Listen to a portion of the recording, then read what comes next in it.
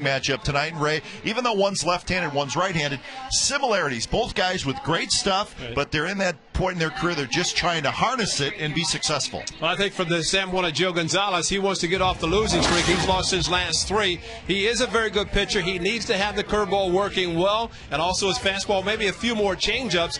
But the main thing for him is his curveball. And if he can throw that hard, especially to the right-handers, he's going to have success. Hochevar, I don't think he likes the Oakland A's or the Coliseum. He lost here in his first start of the 2009 season, went back to Kansas City. He pitched better for the 7 innings, gave up 2 home runs, a three-run home run to Ryan Sweeney, followed by Bobby Crosby's solo home run. So you're right. 2 young pitchers, great stuff. We'll see how it matches up tonight. Now, the Royals have had trouble scoring runs all year long, but they got a guy that you want to avoid in the middle of their lineup, Billy Butler. He's turned into a terrific young hitter. You know, I still think he's a great hitter, but what has really helped him more than anything is the fact he's playing first base. He was the DH, and sometimes that can get you to the point where all you're thinking about is swinging the bat. He is a doubles machine. It seems like every time he swings the bat, he hits a double, but he also has power, and he has done very well against the A's this year. Indeed, in that series between the A's and the Royals earlier this month, Butler was 7 for 12 with 4 doubles in the 3 games. So maybe the guy that Gio Gonzalez wants to avoid in that Royals lineup. Lineups at first pitch when we come back to the Coliseum. It's the A's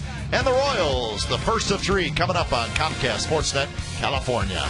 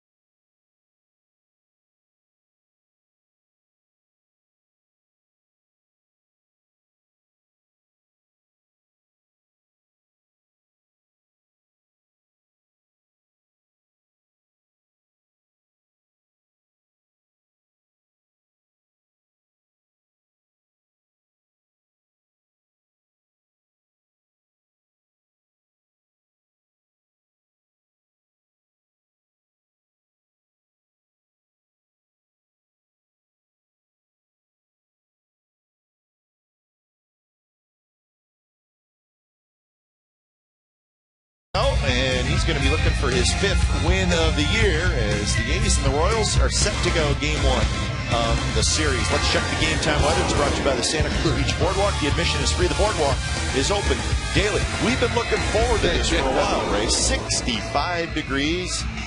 Nice and cool indeed. 29 degrees cooler than yesterday in Anaheim first pitch at 94 degrees. Absolutely feels wonderful. Just the way we like it. Take a look at the Kansas City Royals lineup tonight, brought to you by McDonald's. You saw David DeJesus. He'll lead off and play left field. Willie Bloomquist is in right. Billy Butler at first, Mark Tian, the cleanup hitter. Alberto Callaspo hits fifth. Miguel Olivo, the catcher. John Buck is going to be the DH tonight. Mitch Meyer is in center field. And Yuniesky Betancourt is the shortstop. A's look like this defensively in the outfield. Harrison Davis and Sweeney on the infield. Kennedy, Pennington, Ellis, and Martin. Kurt Suzuki behind the plate. Gio Gonzalez on the mound. For Gio, trying to pick up a win. He's lost his last three. But August for Gio, making his 12th start last year, almost year to the day. September the 2nd last year, started against the Royals and lost it. Talking about Billy Butler, he had a 3-run home run off of Gio Gonzalez in that game. A little bit different pitcher tonight and this year than what we saw last year from Gio. Got his feet wet last year and pitching well this year for the A's. See Kennedy right on the edge of the grass for DeJesus, who will bunt. And the big curveball sweeps in, and it's 0-2. That's a pitch he needs to establish early in the game, and good to see him throw a good one to the first left-hander. That is John Gibbons, who is the interim manager for what looks like will be this whole series. Trey Hillman, his father-in-law, passed away. According to the Royals, it looks like Hillman will be gone for at least through Wednesday. So John Gibbons in charge of the Royals for this series. Managed the Blues Jays up till about halfway through the season last year. Now that breaking ball, DeJesus kind of stayed with and drops it into left field for a base hit. So that's how this game gets started. DeJesus, the leadoff single. Right fielder, Willie. Able to pick up the curveball, stayed with it, and go to the opposite field. And like to get a hitter who likes to open up and pull pitches, and that would be a good one to roll over. But Jesus has power as a leadoff hitter, but also opposite field hitting as well. Willie Bloomquist steps in. Bloomquist playing right field tonight. Gio Gonzalez's last start was Wednesday in Seattle. Remember, he gave up a home run to Jose Lopez in the first inning. It was a 2-run shot. He's ended up losing that game 5-3. Toward Ryan Sweeney in right field near the line, and Sweeney has it. 1 out for Billy Butler. We talked about Butler in the open of our show. Third position, first baseman, number 16, Billy Butler. The struggles in the last 3 starts for Gonzalez. 12 earned runs in 15 2/3 innings pitched. So he had a good stretch going, and then a little bit of a speed bump in his last 3 starts. The learning pains, yeah. There's no doubt, for the young kids, young pitchers. And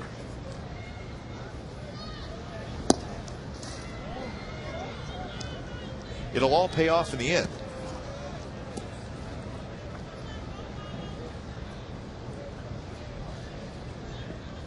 Gonzalez's last win was August 10th at Baltimore when he threw 6 shutout innings. That's a good changeup. We like to see Gonzalez mix in that changeup a little bit more. And that was a good one. Yeah. A great arm speed, great delivery. Looked just like his fastball coming out of his hand. Pulled the string, and might be the best changeup he's thrown all year.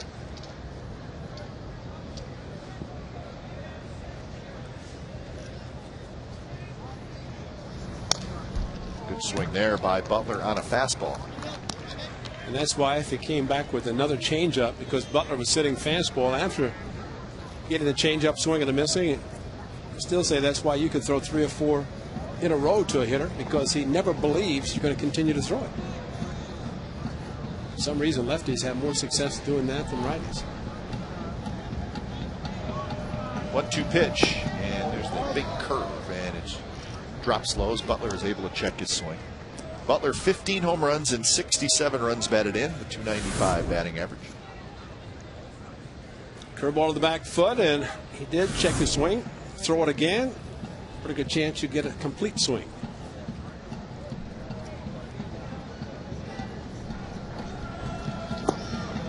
Butler is a doubles machine. He's got 41 on the year.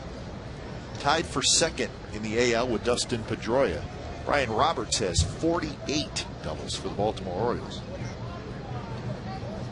So Butler have a 3-double game against the A's earlier this month in Kansas City. And the 3-2 pitch is outside, and it's a walk. Against the Detroit Tigers, Gio Gonzalez, 5 2/3 innings. Number 24. 9 strikeouts. Season high for him. He's had a couple of 8 strikeout games. But he had one guy named Rayburn. And that was the difference.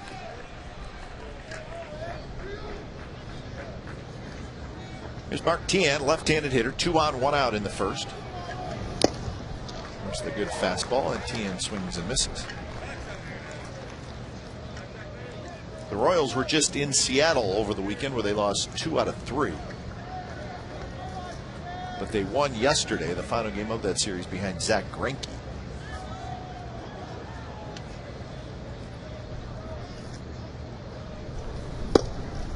Glad they scored for Greinke after giving up just 1 hit in the 9 innings. A 1-hit shutout for Greinke. So I'm back for Greinke. 1-hit shutout yesterday. Previous start struck out 15. Said he had better stuff on the 15 strikeout than he probably did. Struck out 5 yesterday, so big difference in strikeouts, but just the 1 hit by Jojo. He had hanging in there. He is the real deal, folks. No question. Do that every time. This was that start yesterday. Mariners were talking about him after the game. The fact that in the 9th inning he was throwing 96.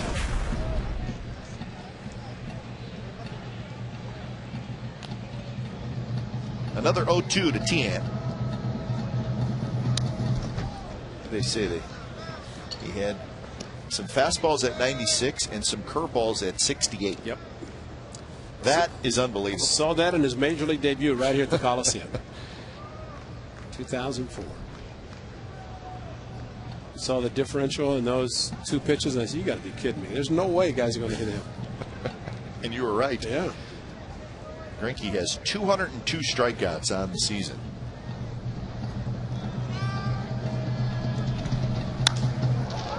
Right center, hit well. Rajai Davis and Sweeney on the run, and it is off the wall. They're going to wave to Jesus home. Butler's going to stop at third. Both guys had to make sure it was not caught, so they were going to be held up. And when the ball did bounce up against the wall, they took off. So Mark Tihan battled on 0-2 and finally got a fastball to hit. Well, it was up too. Went out of the strike zone, mislocation as Suzuki is set up outside and just kept carrying. But Rajai with his feet might have a chance to get to it, but playing a little bit shallow and just ran out of room.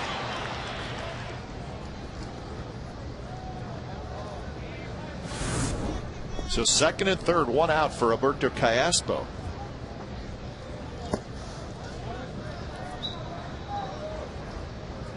Callaspo having a pretty nice year, 290 with 8 homers and 47 runs batted in, and 8 for 21 against the A's.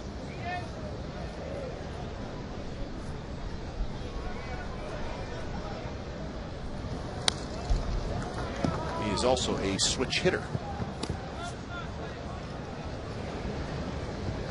The splits, as we like to call them, hitting .367 right-handed, .250 left-handed. On deck, Miguel Olivo, right-handed hitter.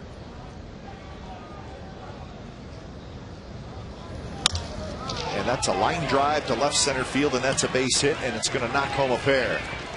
Callaspo with a 2-run single, and the Royals lead 3-0.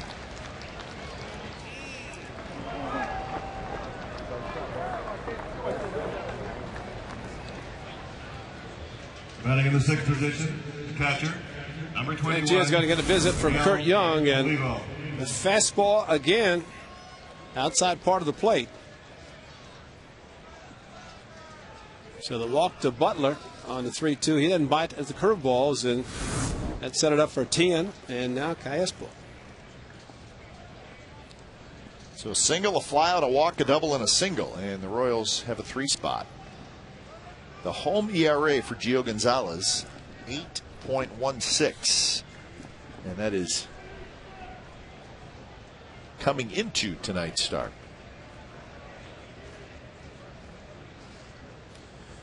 Well, 11 runs in 2 2/3 innings at home doesn't help the ERA at home. Against the Twins, July 20th. Here's Olivo. Good power year for Miguel Olivo. 17 home runs. John Buck, one of the other catchers, is DHing tonight, and you combine the three catchers and their home run totals, and it's not bad for all three. Buck's got 6.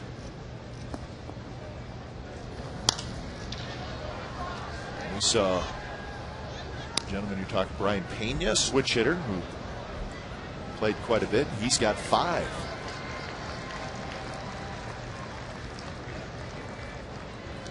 Oh, 2 to Olivo.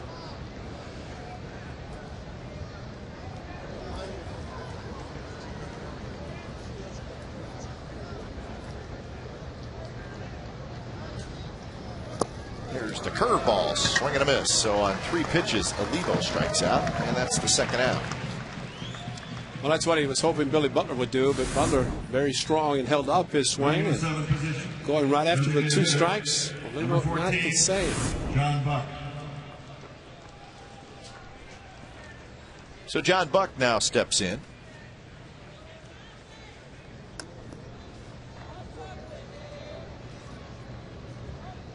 Buck 221, 6 homers, 31 runs batted in. He homered for the Royals in the series up in Seattle over the weekend. Did that on Saturday. Luke Hochevar is trying to figure out, how can I beat the A's? Something he has not done yet. Pop up down the right field line. Sweeney's underneath it. He's got it, side retired. A 3 spot for the Royals in the top of the first.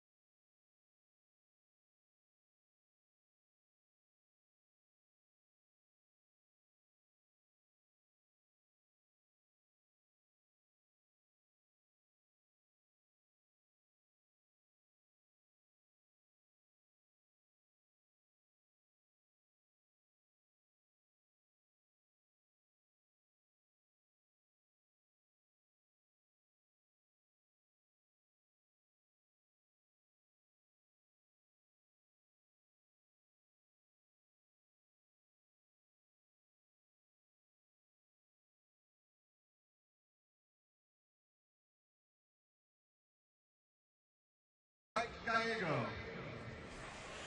Leading off for the Athletics, third baseman, number 29, Adam Kennedy. Royals 3, A's nothing. A's come to bat here in the bottom of the first as Adam Kennedy will lead things off. 3 runs and 3 hits for the Royals off Gio Gonzalez. First pitch to Kennedy, and he hits a high fly ball, shallow center field where Mitch Meyer comes in. Meyer has it, 1 out.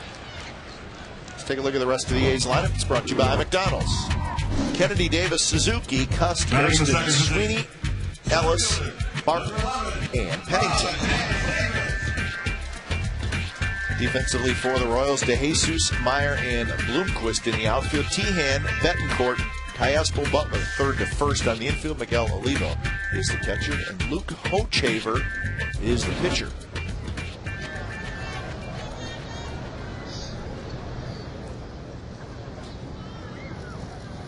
Fastball from Hochaver to Davis in first strike. Davis 290 with 2 home runs and 29 runs batted in.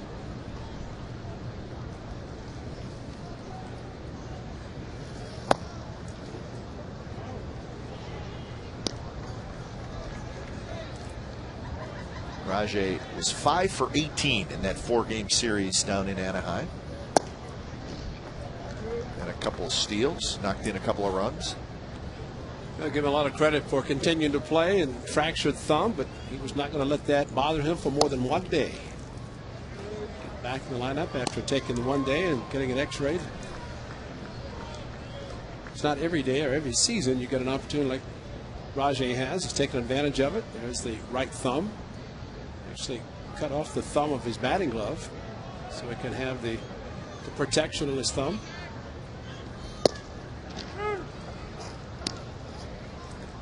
3-2 to Davis. He hurt that thumb bunting. He actually laid down the bunt, but unfortunately the ball hit his thumb. Strike 3 called. So Hochaver gets Rajai Davis looking.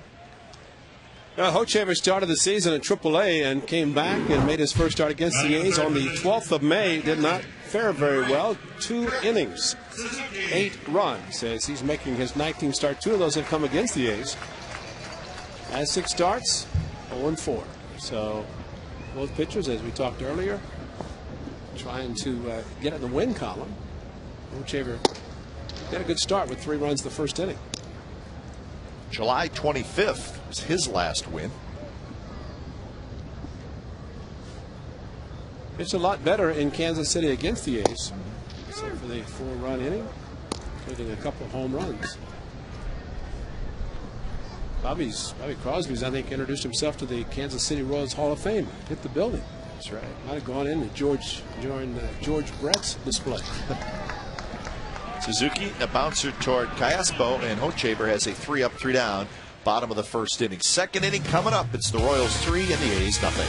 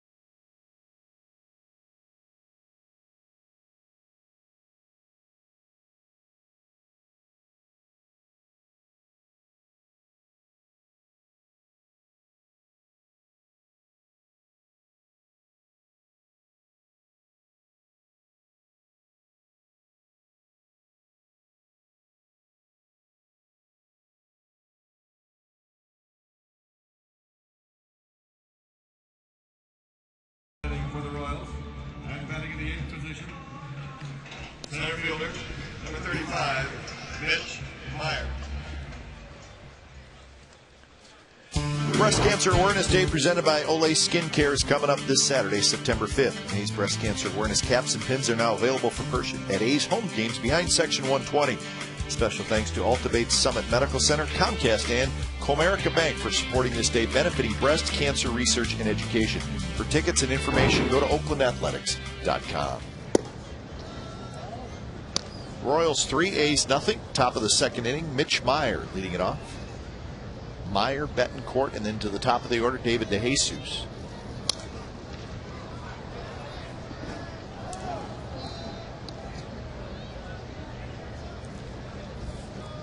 There's 3 left-handed hitters in the lineup against Gio Gonzalez: DeJesus, Tehan, and Meyer. First inning, they both got hits. DeJesus had a big single to lead it off, and then Tehan had the big double. Well, it's not often you see a lefty, a rare lefty, hitting 4th in the lineup, but that's what John Gibbons, and that's where he put Mark Tehan. It worked out for him. Meyer grounds out to Barton for the first out. The Royals come in with a 50-80 record. That is the worst record in the American League, and they have the 2nd worst record in the major leagues. They're 24-39 on the road. It's been another tough year for the Royals. They started off very well. Yeah. A lot of positive things, so they just need to build on it, as all clubs that have a lot of young players need to do.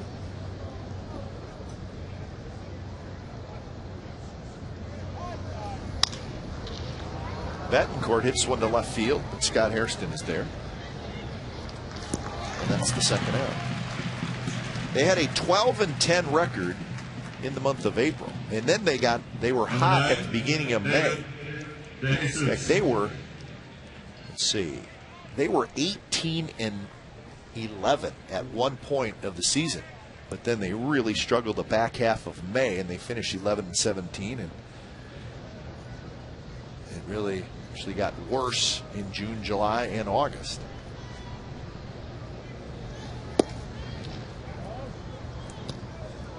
One winning season in the last 14 years for the Kansas City Royals. That was 2003, and they won 83 games.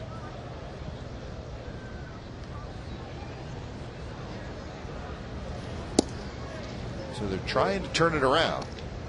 They've had numerous high draft picks in the last 6 or 7 years.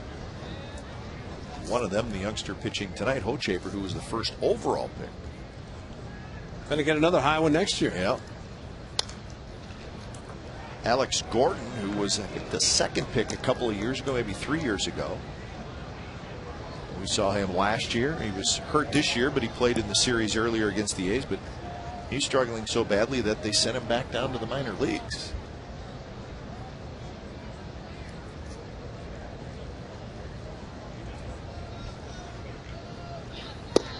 Swing and a miss by DeJesus, and the count is even at 2-2.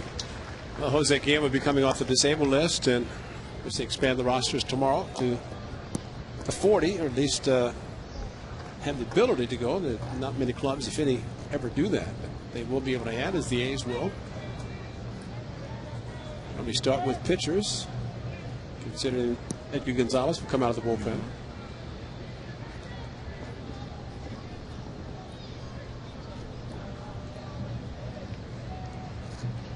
Two and 2 to DeJesus. Lays off the curve. 3-2.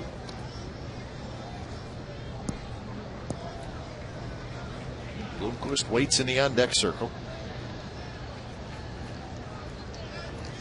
DeJesus base hit in the 1st inning. Looped one to left field. He drills this one down the right field line, and it's going to drop foul.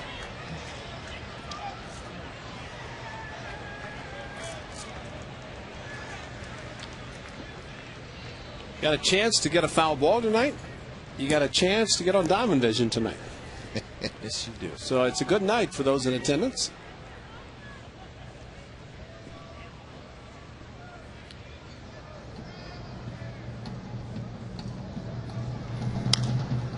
Another foul ball. Keep the count full. Did a great job by Clay Wood and his crew getting the field ready after the excellent football game Saturday for somebody. It was not the Raiders.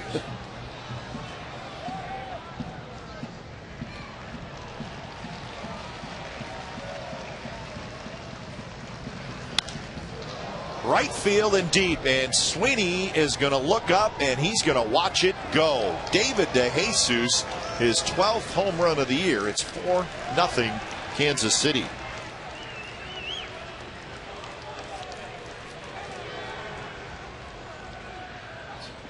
Another fastball, maybe a little up to a left-handed hitter. And De Jesus hurts Gonzalez. The difference here is the fact that he was looking for it. After the 2-2 curveball missed, then fouled off a couple of fastballs. And then got a fastball. And he had the timing, and the right fielder turns his back. You don't like that if you're a pitcher. So, you know, you don't have a chance to keep it in the park.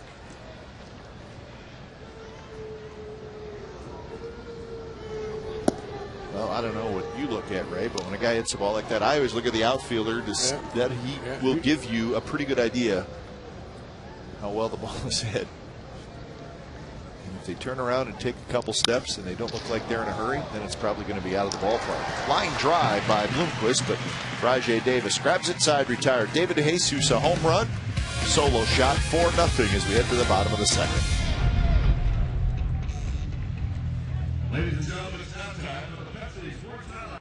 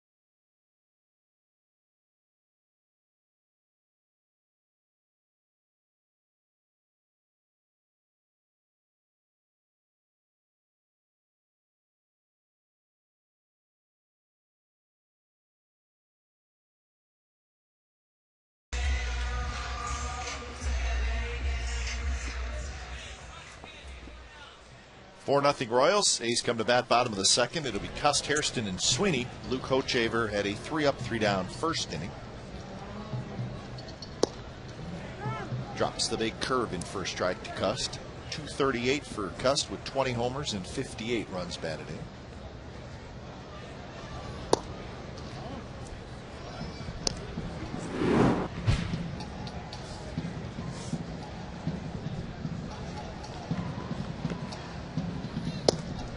Right on the inside corner, fastball from Hochaver, 1-2. A's come in with a record of 57-73, and they're 30-33 here at the Coliseum. They've won 4-5 against the Royals.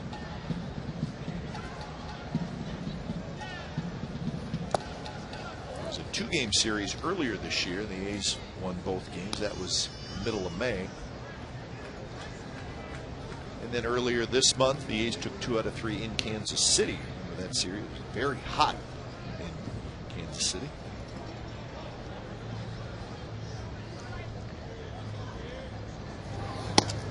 Bobby Crosby didn't mind the heat that afternoon. 2-home-run game for Bobby. He'll be back on the active roster tomorrow. He's scheduled to come off the disabled list, and this being the final day in the month of August. About an hour and a half, hour and 25 minutes for the deadline for rosters. Jack Cust with a base hit.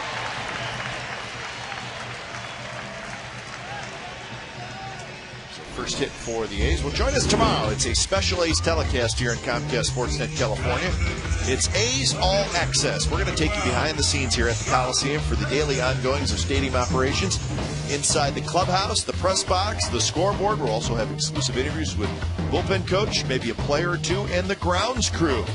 It's going to be a lot of fun. So join us tomorrow at 7 o'clock right here in Comcast Sportsnet California. A's All Access is the telecast tomorrow night.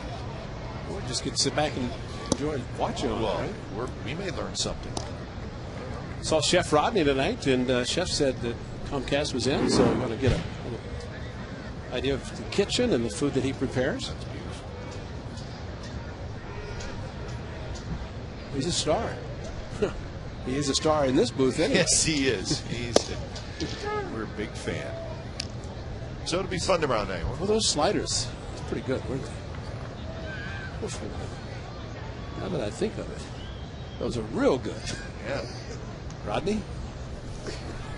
What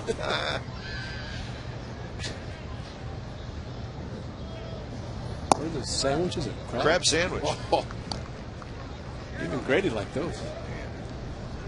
Brought up the banana splits. That was a good day. That was a really good day. I wish this would become a really good night.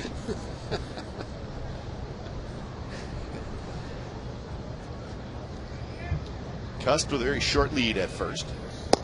And right down the corner, 2-2. Rajay Davis took a fastball down the middle of the plate on a 3-2 fastball from Hochevar. Of course, he's got now 4-0 lead.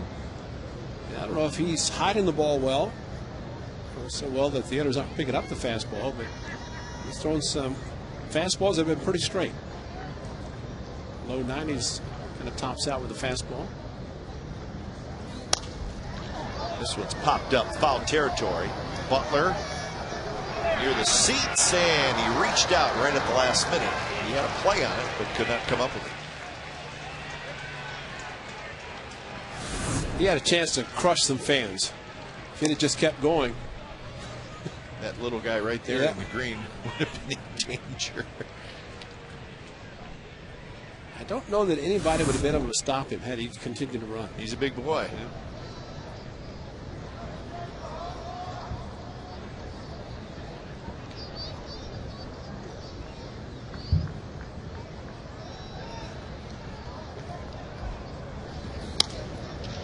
Fastball in on the hands of Hairston. So yeah, tomorrow night we're going to even have a microphone on it. We're talking maybe Clay Wood while he's getting the infield going, and they come out what, the third or fourth inning. Oh, they come out 3 times I think during the game. Ron Romanek, he's on our list. We're going to talk to him, see what the heck goes on down in the bullpen.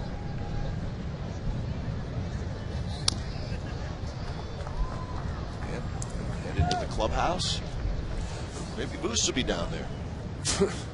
Yeah. I'll make sure Cliffy's all set, showing how he. We talk about Cliffy all the time. You're right. Cliffy said, though, that Clay might have had so much paint on him today he would not be able to get it out of his clothes. He can say he can get dirt out of anything, but doesn't know about all the paint in Clay's clothes for taking care of the field.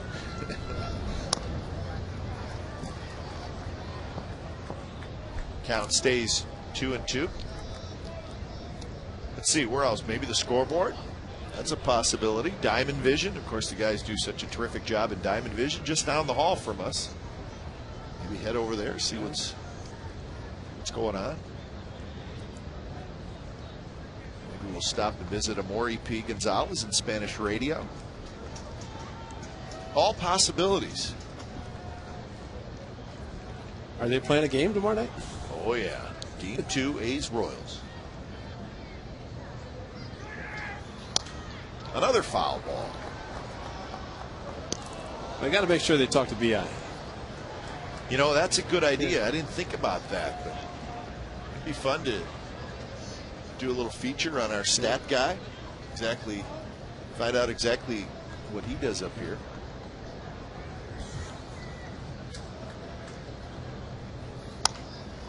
Slowly hit to the right side. Callaspo is going to field it and flip to first, and that will allow Cuss to get to second. Ryan Sweeney in Kansas City hit a couple, but the big one was this one, the Sunday afternoon. High temperatures and a high fly ball in just in front of the waterfalls in right field. The water fountains, I guess you could say. And Bobby Crosby crushed the first pitch. The next one from Hochevar against the Hall of Fame building, left field.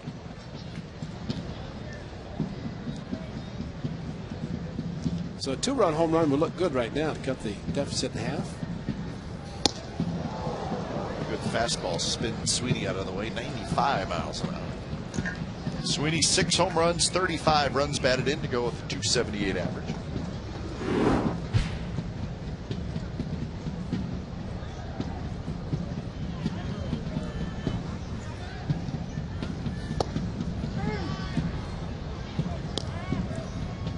We're working that inside corner to some of the left-handed hitters. On deck, Mark Ellis.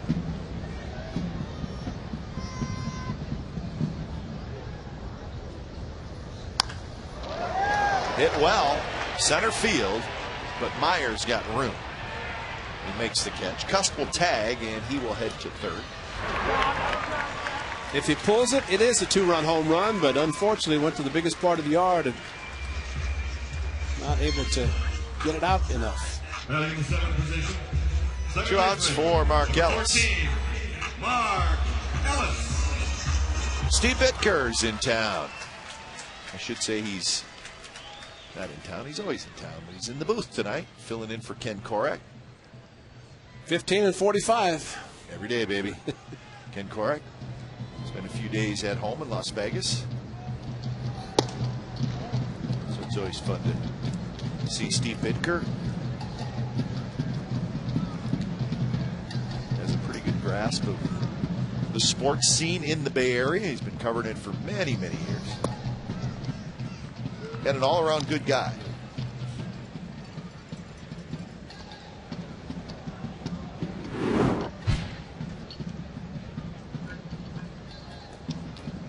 Two and 0 to Mark Ellis.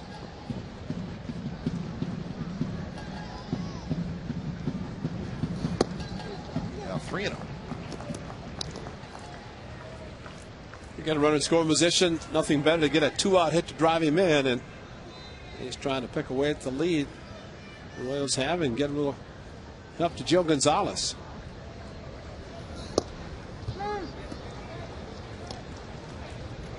We've seen the A's, of course, have the huge comeback against the Twins. That was Gio's game, so this is a piece of cake compared to that one. And there's the walk. First and third, 2 outs for Martin.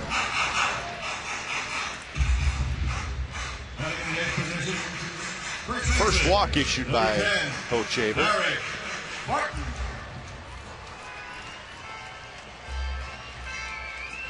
The 2 starts versus the A's this year for Hochevar. 1 bad and 1 decent. He also made a start last year, and he got knocked around big time. So overall, in his 3 starts versus the A's in his career before tonight, he's allowed 18 earned runs in 13 2/3 innings. 1 start last year, 2 this year.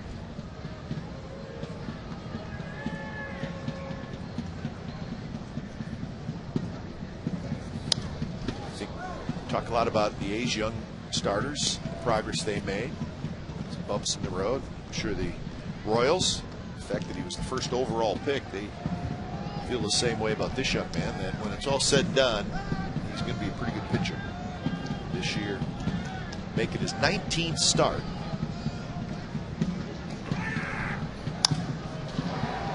To left center, Mitch Meyer. To his right, he's got an A's strand to pair. 3rd inning coming up. It's the Royals 4 and the A's nothing.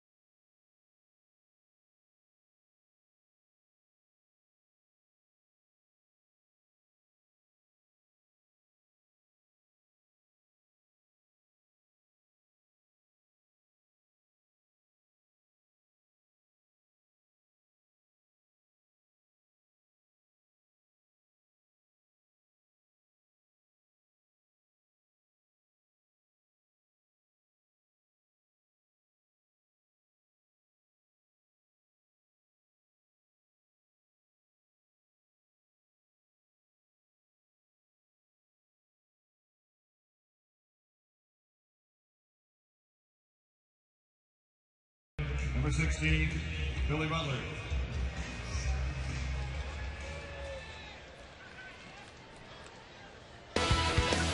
Well, tonight at 11 o'clock on our sister station, Comcast Sportsnet Bay Area, Greg Papa hosts Chronicle Live. It's a special 90-minute show. Interesting guest, Texas Tech head coach Mike Leach and 49ers owner and president Jed York. 49ers first-round draft pick, still unsigned, Michael Crabtree, played for Mike Leach at Texas Tech. Maybe he can tell the 49ers, how can I get through to this young man? If you were the only first-round draft pick in the NFL to be unsigned, wouldn't that bother you? Wouldn't you feel like, you know what, maybe I ought to get in there and get going? What do we know, huh? Sweeney going back. He's going to get there to make the catch. Butler's retired. What's it all about? Got to be money, right? Of course. Well, he was the 10th pick. Number 24. But he wants the same money that the 5th and 6th overall pick got because he thinks he should have got picked there. But he didn't get picked there. He got picked 10th. So take 10th place money then and sign and go play well enough. Be a star and get another Get more that way. It sounds so simple. It's kind of be the same in football as it is in baseball, right? You make your money playing. Of course, they come straight to the pros. Yeah, but still. Interesting. Very interesting. I can't quite understand it. You know what I always like, though, is when the agent and the player come out and say, it's a business. Yeah, that's right. This is the business part. Yeah. Okay, thanks. Yeah. Mike Hampton. Mike Hampton of Colorado. Schools were so great, he took the $125 million. But it's all about the schools. He's been with about 5 clubs ever since then.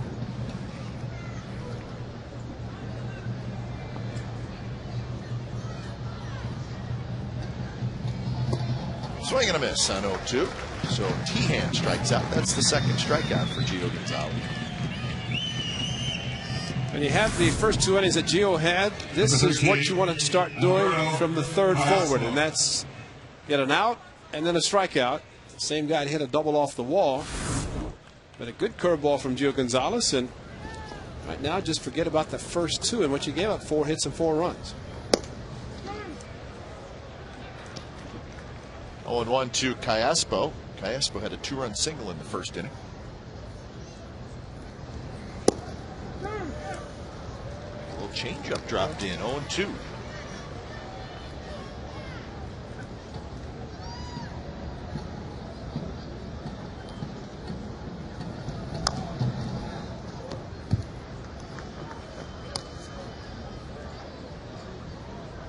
Callaspo picked up RBIs 48 and 49 with his base hit in that first inning.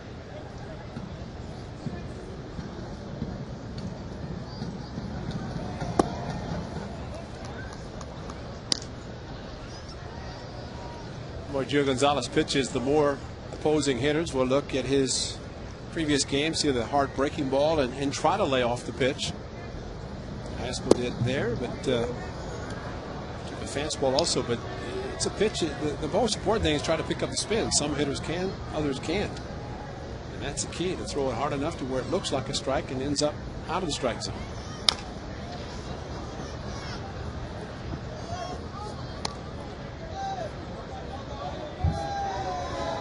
.54 pitches so far for Gio Gonzalez.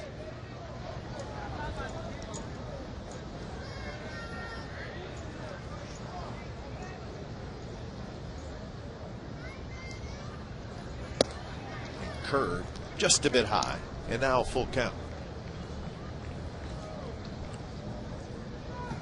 He's been throwing a fastball after missing with a 2-2 curveball. It's been hit. This fastball is lined to left, but Hairston's there, and it's a 3-up, 3-down inning for Gio Gonzalez. Bottom of the 3rd coming up. It'll be Pennington, Kennedy, and Davis.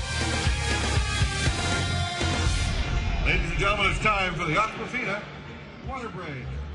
Be sure to try Aquafina at Stadium Concession.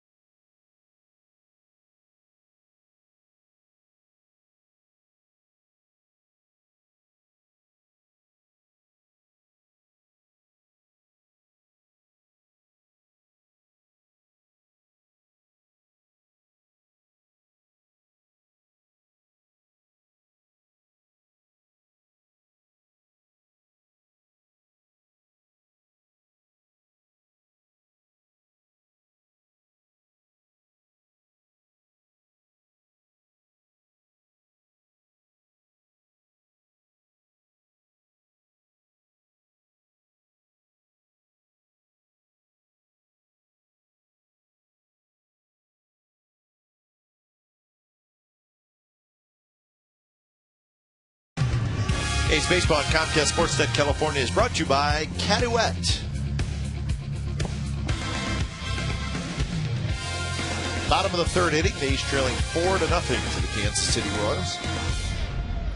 Pennington, Kennedy, and Davis. Luke Hochevar has walked one, has struck out one in the first 2 innings.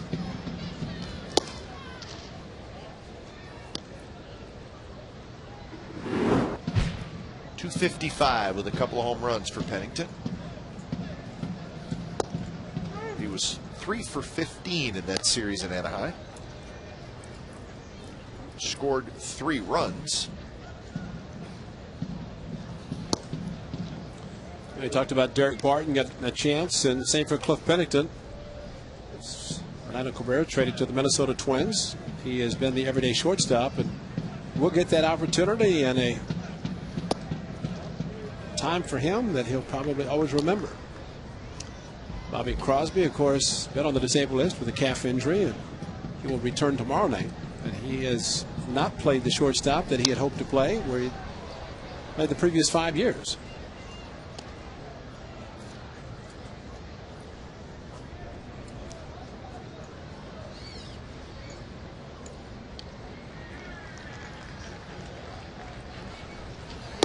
The 3-2 pitch is high, and it's a leadoff walk.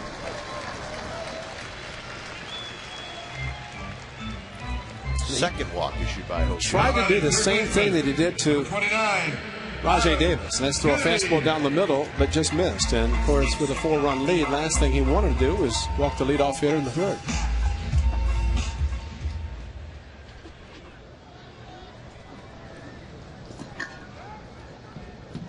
Kennedy hit a fly ball to center field in the first inning. Bluffs a bunt, takes outside.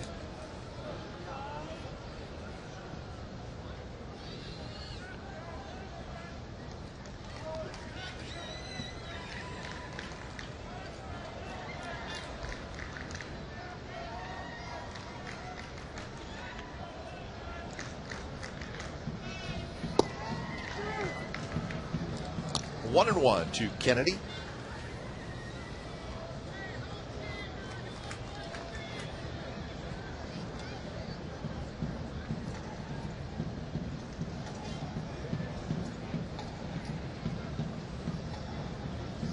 Pennington dives back. Is the throw a little bit wide?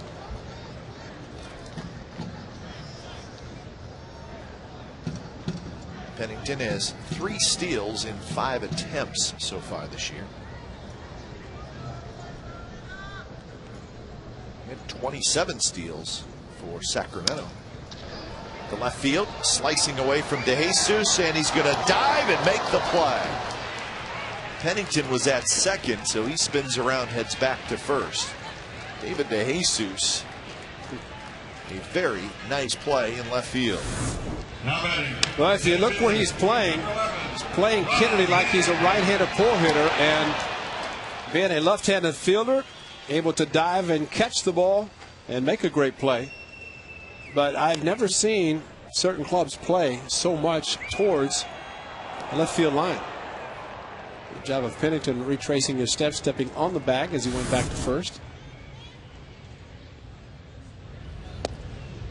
Side corner strike to Davis.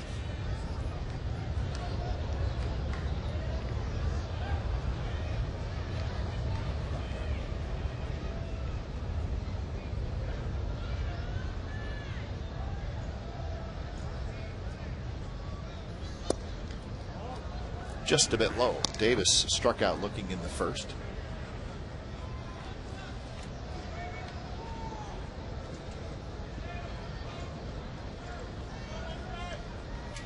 A's have 1 hit in the game. That was the leadoff single by Cust in the second inning. Pennington takes off, check swing, and the throw to second base, not nearly in time. Pennington with a steal.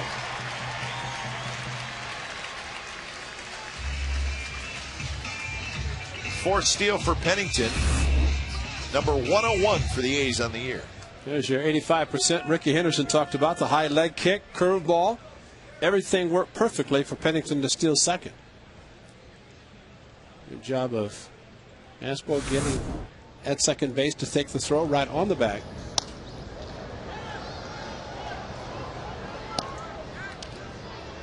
You see a pitcher lift his leg as much as Hochevar did. And you're looking at ideally 1-2, 1-3 to get rid of the ball to the catcher, to the hitter, and that just enables the runner to get a big jump. Shoots it to right field for a base hit, does Davis. Pennington being waved home. The throw to the plate is not in time. Gets past DeLevo and then past Hochevar. And Davis goes all the way to second base.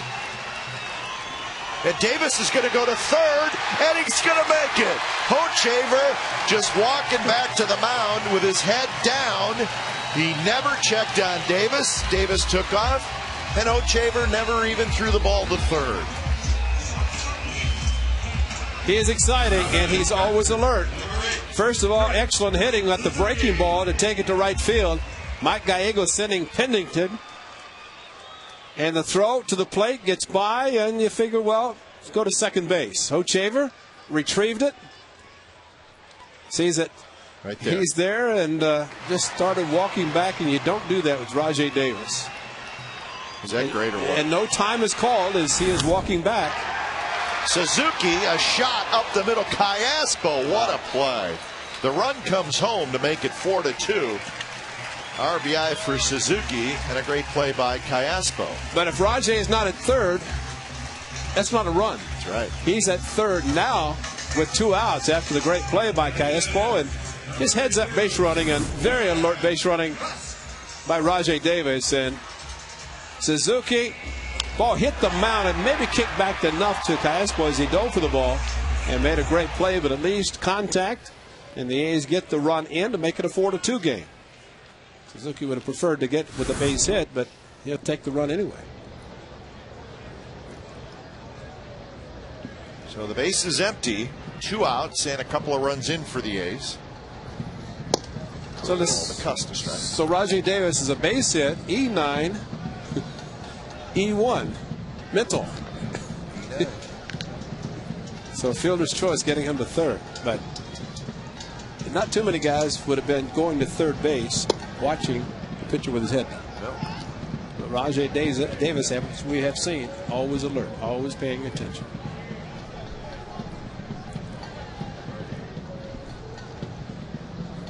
Cust had that base hit in the second inning. A curve for a strike, 1-2.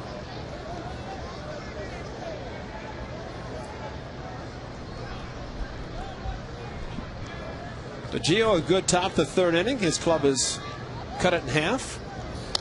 Just keep going. And those are the little things, the learning experiences for pitchers and players the final month of the season. Very easy just to say, well, last place, you know, just get through it and go home. But, well, a lot of things could happen. And I think for Rajai Davis, he's making things happen and has ever since he's been given the opportunity to play.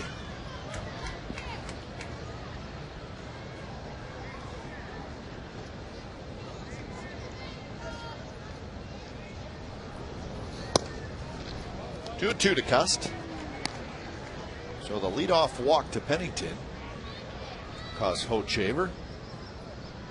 Pennington scores the first run.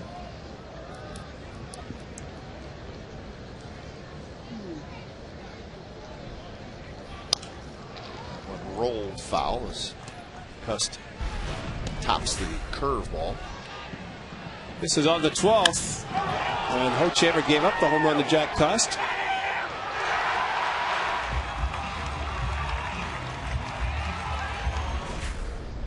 A's jumped out to an 8-0 lead in that game, won it 12-3.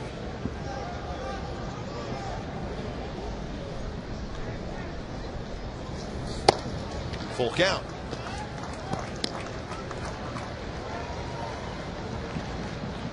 .57 pitches for Hochevar with 2 outs in the third.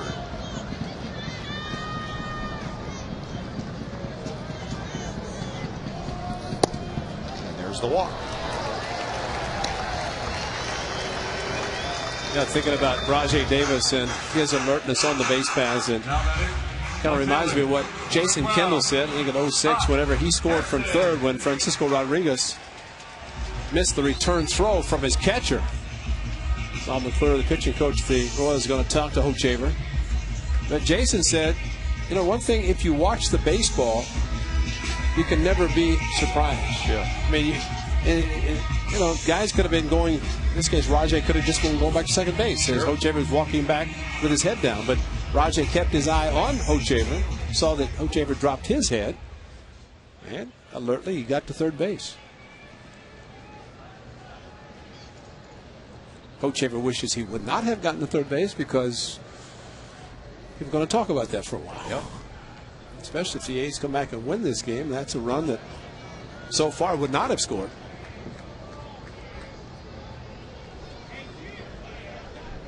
Scott Hairston steps in and shoots one to left field for a base hit. He would have on that base hit. So Hairston got a curveball and it's a sharp single. He's a very good off-speed hitter, good fastball hitter too, but he waits so well, especially on breaking pitches. And I guess anytime you can hit a Josh Beckett 94-mile-an-hour fastball over the monster in Boston, you can hit fastballs too. Just a good hitter. Strike to Sweeney. So 2 hits and 2 walks for the A's in this inning.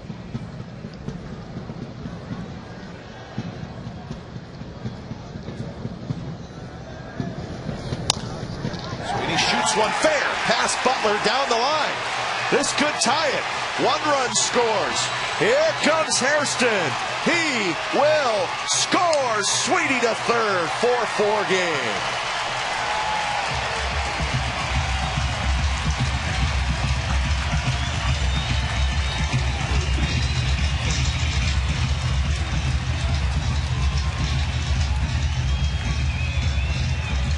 Now, Ryan Sweeney, the aggressiveness he has been talking about shows it on this pitch.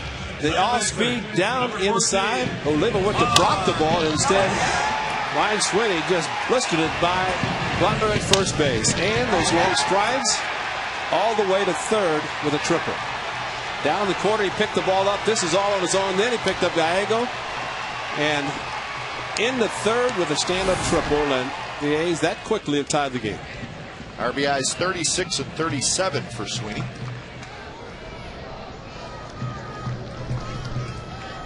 Triple number 3. Ellis, line shot, base hit center field. A's lead 5-4. So a big inning for the Athletics. Now batting, first baseman, number 10, Derek Martin.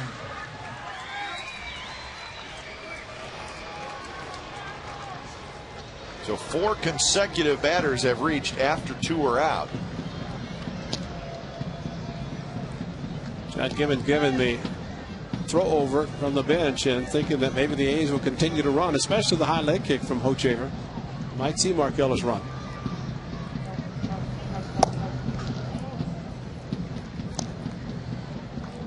Leadoff walk. How many times do you see it? Another walk to Jack Kuntz, but the leadoff walk. Gio Gonzalez. 4 in the first 2 innings. Now his club has a lead. Barton goes around and the count's 1-1.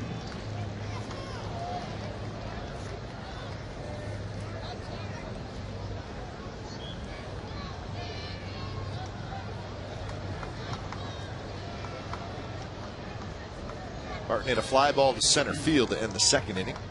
Stranded a couple of runs. There goes Ellis, and he'll make it without a throw.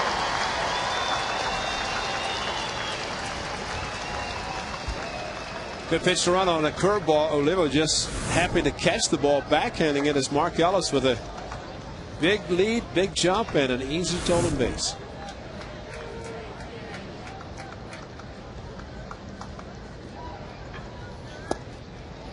Three and 1 to Barton. Yeah, think about this inning. Great play by De Jesus in left field, diving, robbing Adam Kennedy, and Caspo diving to rob Kurt Suzuki. lefty Bruce Chen is loosening up. Swing and a miss on 3-1. A fastball right down the heart. 3-2.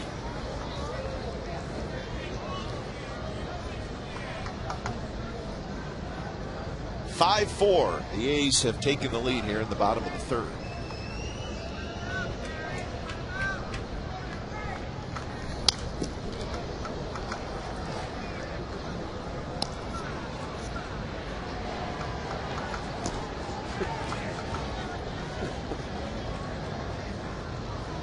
You said it's a good night for foul balls.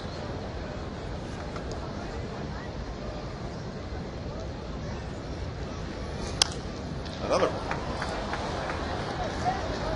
Heading to the second deck.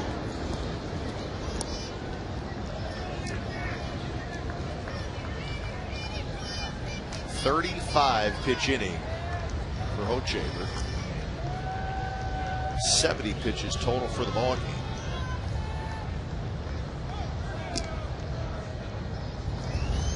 Curveball in for a strike, and that'll do it. Big inning for the Athletics. They score 5 times, and we head to the fourth. It's now the A's 5 and the Royals 4.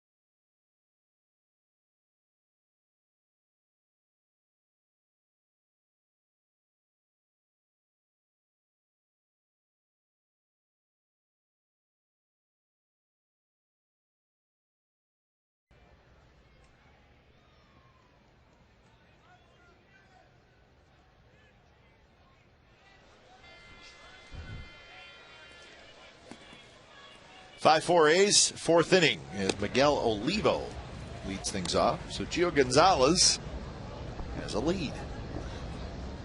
See how he handles that one-run lead. 5 spot for the A's in the bottom of the third. Olivo struck out in his first at bat. I think Luke Hochevar is going to feel about the Coliseum about like Ozzie Guillen feels about the Metrodome. He doesn't like it tonight either. Oh, no. We're talking about Ozzie Guillen. Twins 4, White Sox 1. Talk a little bit more about the White Sox later on, but they have now lost 8 out of their last 9.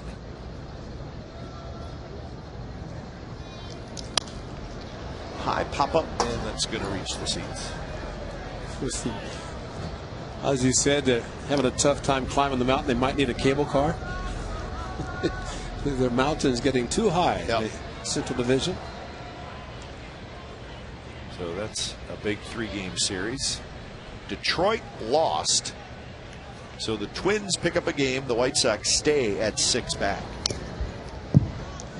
So the Twins, on the other hand, are playing good baseball. They have now won 10 out of their last 13, so they're making a little move.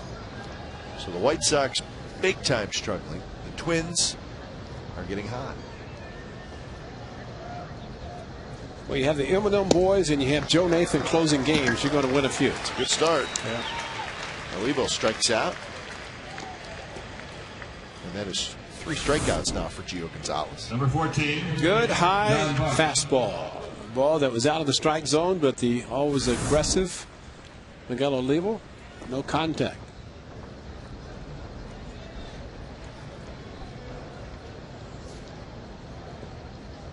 John Buck will hit. Buck hit a fly ball to right field to end the first. First strike with a good curve.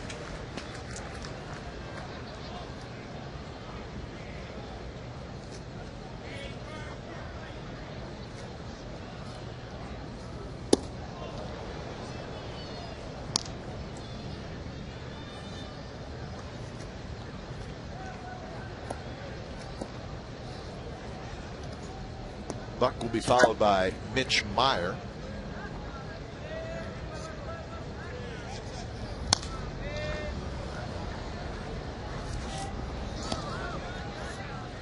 Tough year for John Buck, especially with 3 catches. Of course, Olivo doing a good job catching a lot, and Pena also was brought in. They were seeing what he can do, and John Buck has had some good years for the Royals. A very good power hitter as well.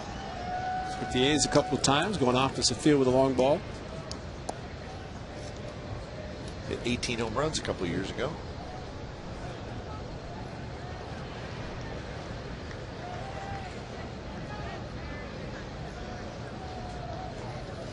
Swing and a miss on the breaking ball in the dirt. 4 strikeouts for Gio Gonzalez. And getting the curveball working. When you get the hitter swinging at bad pitches. Good block by Kurt Suzuki, and they threw out at first base. But this the curveball. It looked so good until it approaches the plate to the point that it bounced. And Buck was still swinging. Kurt Suzuki had to avoid the bat that dropped in front of him and throw out Buck.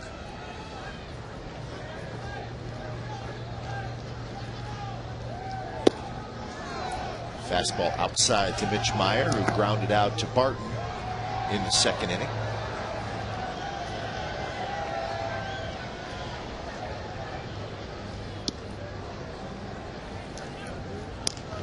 Last 2 pitches.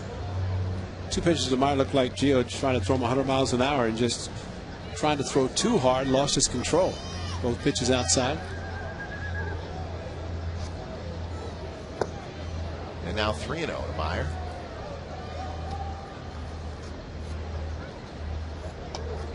Mitch Meyer was a first-round draft pick of the Kansas City Royals back in 2003. So a 4-pitch walk with 2 outs here in the 4th. Meyer's aboard. Second walk issued by Gonzalez. The first one scored. That was Butler in the first. Here's Betancourt.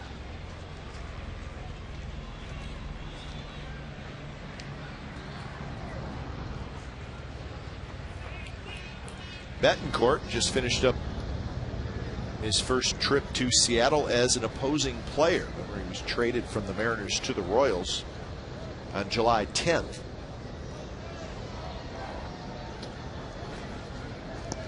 He went 3 for 13 in that series against his old team. Really nice to go back and see some old friends.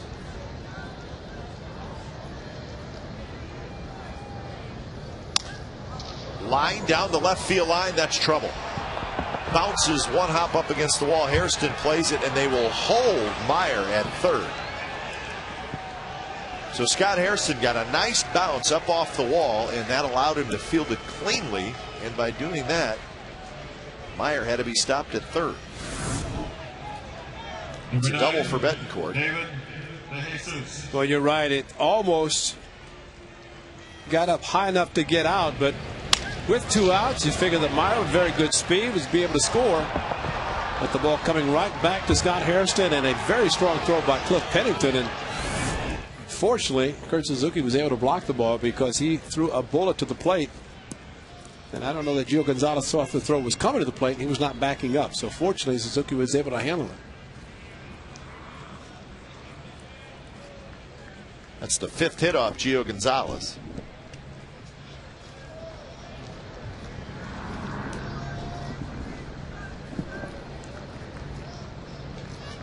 So with runners at second and third, David DeJesus will hit.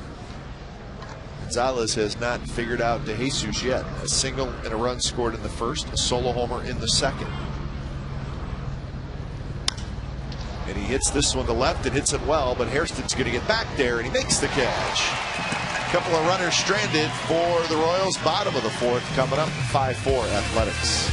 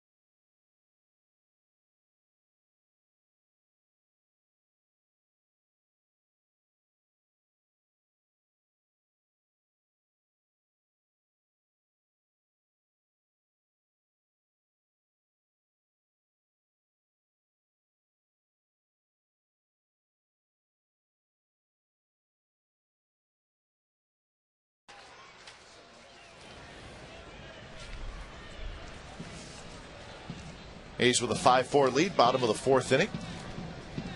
Cliff Pennington got the bottom of the third started with a walk. It led to 5 runs for the A's, and they'll lead it off here in the fourth inning. The good news for the A's, 2 walks in the inning, both scored. Had a tough time on the road trip getting walks in, scoring runs on the walks because they did not get a lot. Something the A's have been very good at doing, and drawing the walks and being able to get them in.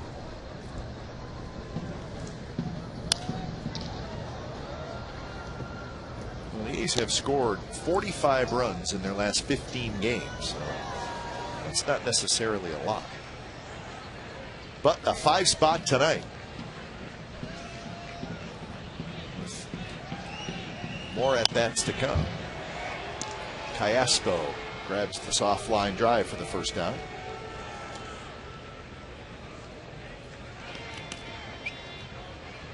Then I'll bring up Adam Kennedy. Third baseman, number 29, Adam Kennedy.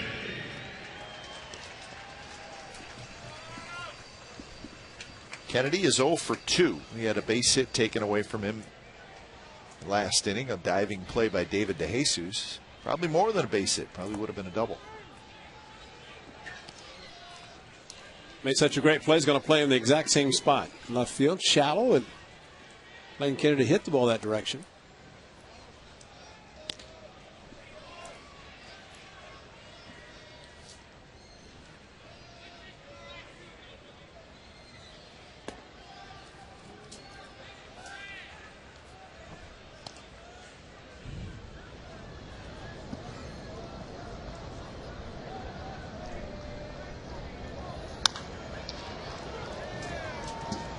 Two now to Kennedy.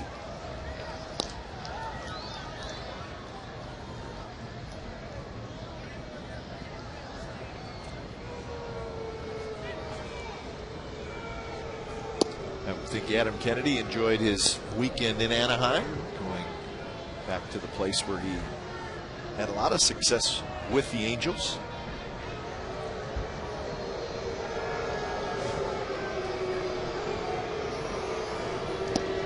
Curveball, swing and a miss. Strikeout number 3 for Hochevar, 2 outs.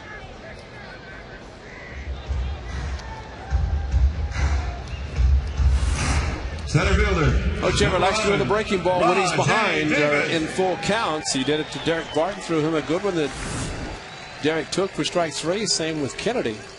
Another breaking pitch.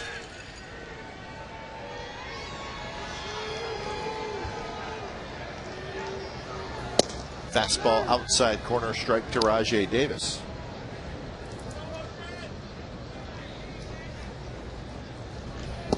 Curveball strike to Rajai Davis. 0-2. Quick pitch. Rajai just put the bat on his shoulders. Let me get set. Hochevar's ready to go again. That's when the hitter has to step out. And Darryl Cousins. Yeah, but at least let him get set, Darryl. I mean, after all, when Derek Jeter puts up his hand, everybody stops. Thank you. Yeah.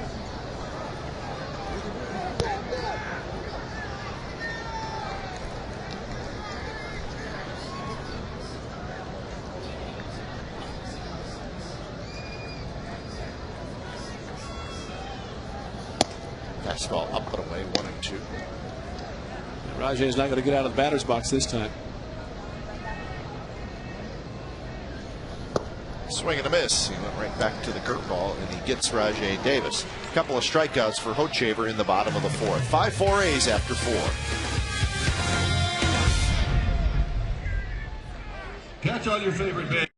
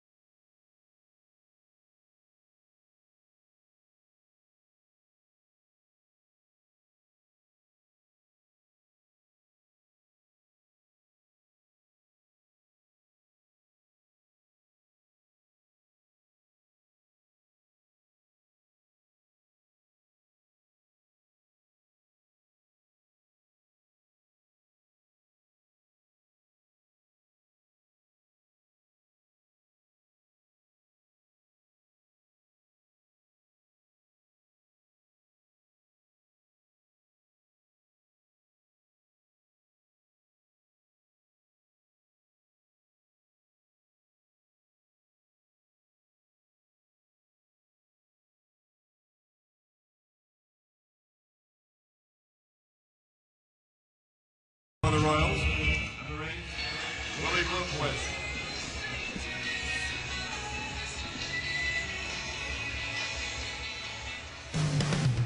A's Baseball on Comcast Sportsnet California is brought to you by Carl's Jr. The teriyaki $6 burger with grilled pineapple is back at Carl's Jr.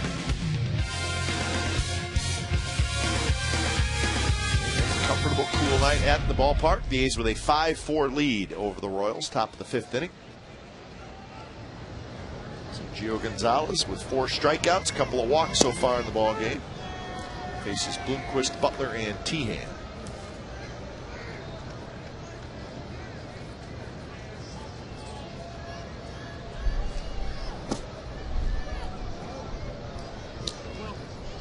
Bloomquist, a fly ball to right field and a line out to center field. Rajai Davis plays Bloomquist shallow and a little bit toward right center. Sweeney shallow in right field.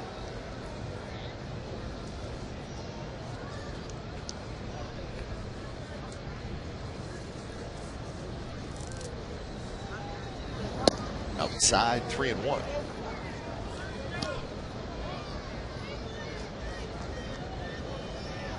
Royals scored 3 in the first and 1 in the second.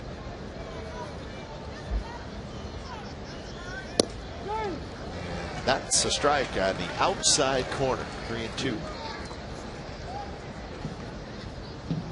Kurt Suzuki again setting up towards the middle of the plate, and as he is right there and then reaches out to his right, keeps the ball in the strike zone, but Just trying to get him to throw the ball in the middle, and any movement, take it from there, and swing a bad pitch to get the strikeout again. See, I think a lot of times the hitters get so anxious and looking for a fastball, they expand their zone too much. Blomquist is thinking right there, going to get a fastball, and really not even that. That was good enough yesterday for Torrey Hunter to hit a home run.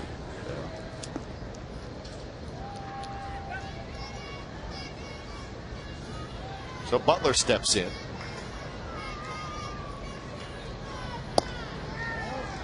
Butler walked in the first and scored a run, hit a fly ball to right field in the third.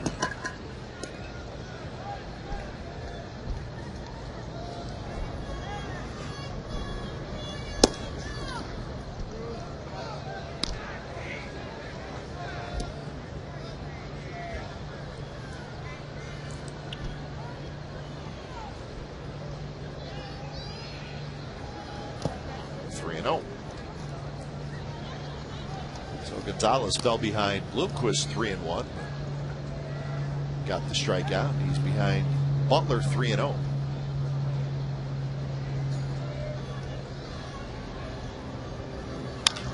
Butler on 3-0 takes a big rip and hits it hard and foul. I see a lot of guys lately swinging 3-0, aren't we? Why is that? Because they know they're going to get a cookie. That is a fastball down the middle. Usually it might be even more towards a batting practice fastball, which is even better for them. Lays off that one, and it's a 1-out walk. 3 walks for Gonzalez. Swung so hard as the 3-0, threw him a changeup, 3-1, and number 24 out of the strike zone. Mark Tien.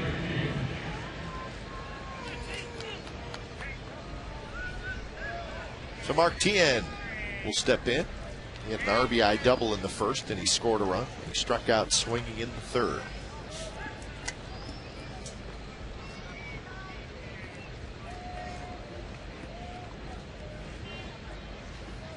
Tien is playing third base tonight. When we saw the Royals earlier this month, he was playing out in right field.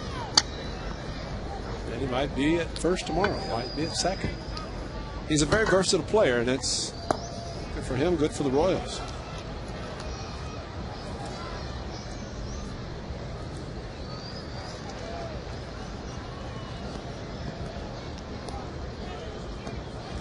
He may not be all that crazy about bouncing around, no. But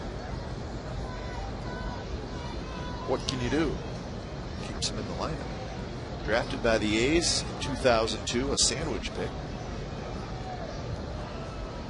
St. Mary's in Moraga.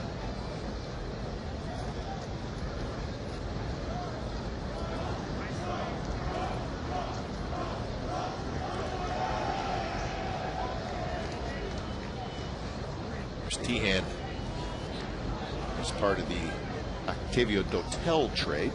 He's acquired Dotel. It's a 3-team deal.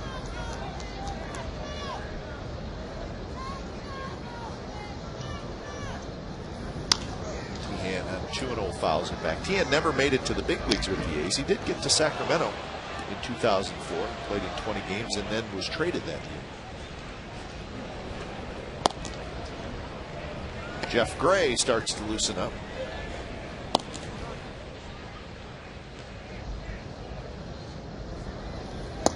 Swing and a miss. Joe's last 3 starts, 5+, 5 2/3, and 5. Kind of like Ben Mazzaro, last 6 starts, 5 innings, 5 of those starts, and 5 1/3 the other.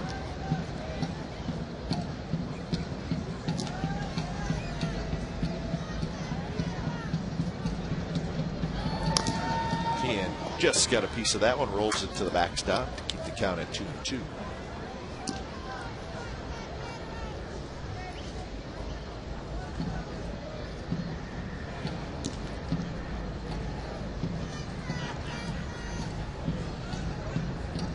Lots of pitches. Swing and a miss, struck him out. 6 strikeouts for Gio Gonzalez. A very good curveball started it at him, ended up in the outside part of the plate, maybe even off the plate, but jelly legs buckle the knees by 10. And Gio Gonzalez with a very good strikeout. And needs to get another out. Might be it after 5 innings. Pitch count is over 90, right at 90. Here's Callaspo. Callaspo rifles one right center. Davis on the run, still on the run, and he can't get it. Callaspo can run. They better hurry up and get it in. Run's going to score. Callaspo will have a stand-up triple. So Butler scores, and we're tied at 5. Callaspo has a 3 RBI night. Just left the ball up a little too much, and really enables a hitter to hit the ball the way Callaspo did it. Great effort by Rajai Davis. There's too much on the line drive for him to get to.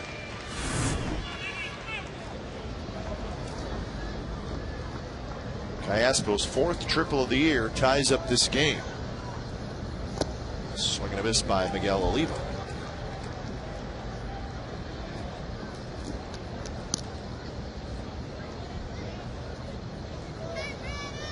So Callaspo 50 RBIs now with his 3 tonight.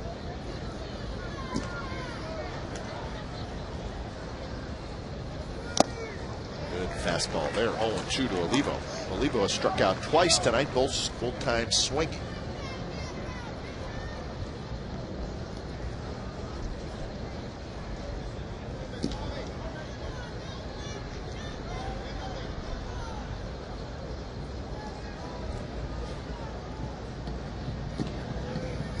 Got him swinging. 3 pitches. Olivo strikes out for the 3rd time, but Roberto Callaspo with an RBI triple, and we're tied at 5, middle of the 5th.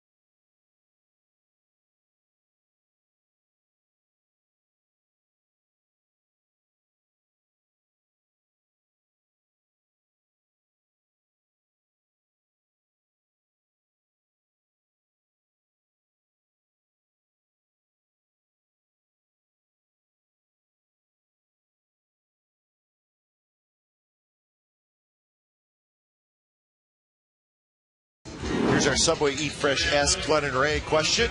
And log on to csncalifornia.com to post your question. Joe from Citrus Heights.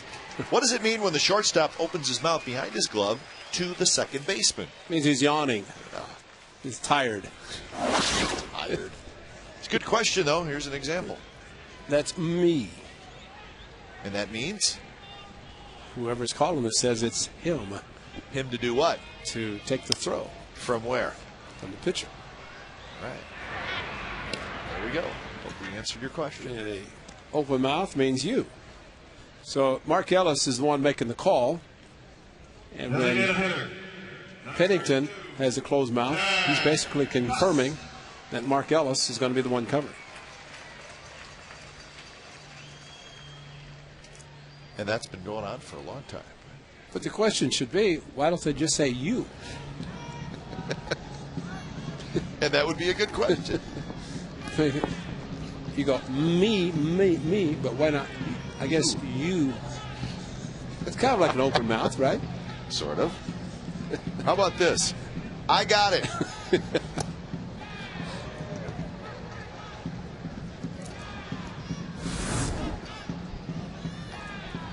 There.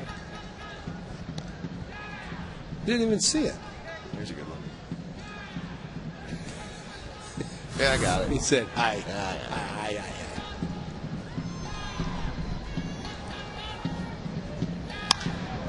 Very high to left field. De Jesus is there, and that's 2 outs.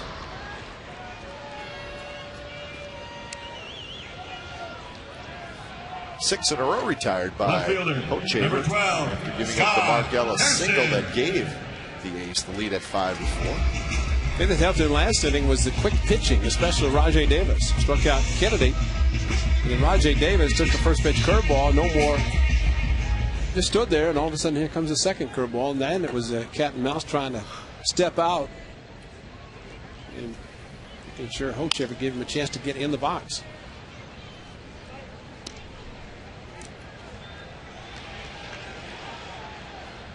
Scott Hairston, a base hit, scored a run in the third. He grounded out to second in the second. 1 for 2.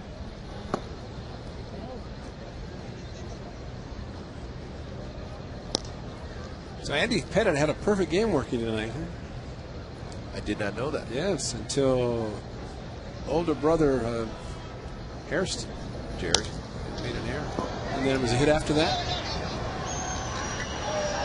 Yankees winning. 7th inning, he had a perfect game. Hochaver, 3 up, 3 down inning. And we're headed to the 6th in a 5-5 game.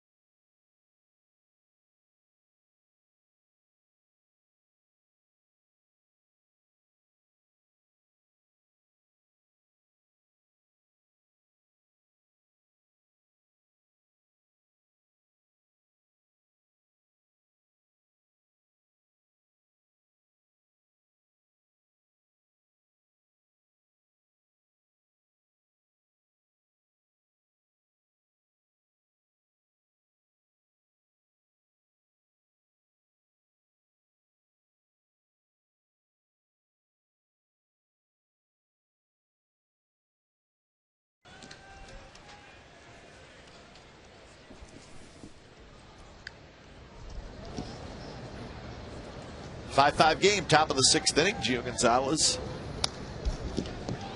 closing in on 100 pitches. That was number 95. So, you know, if the A's are going to the 6-man rotation, which they are, really allows the starter to go a few extra pitches. Good call. Not be so concerned because they are going to get the extra day rest. And there are going to be a few off days kind of mixed in there, so that's going to help even more. Some guys may be pitching once a week.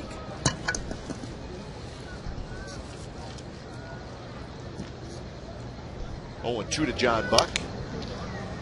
Pops a foul back. Well, let's see. How many off days in the month of September? 1, 2, 3. But next week, 2 of them. A's will have Monday off and Thursday off. Swing and a miss by Buck. Strikeout for Gonzalez. He's got 8. Number 35. This is the September schedule. We're in September tomorrow. See the 4-game series with the Mariners, and then there's the 2 off days on the 7th and the 10th. So it's just a 2-game series in Chicago. Yep, it's fly on the Monday and off day on Thursday in Minnesota. But not an easy trip. No. Minnesota for 3, and then Texas for 3.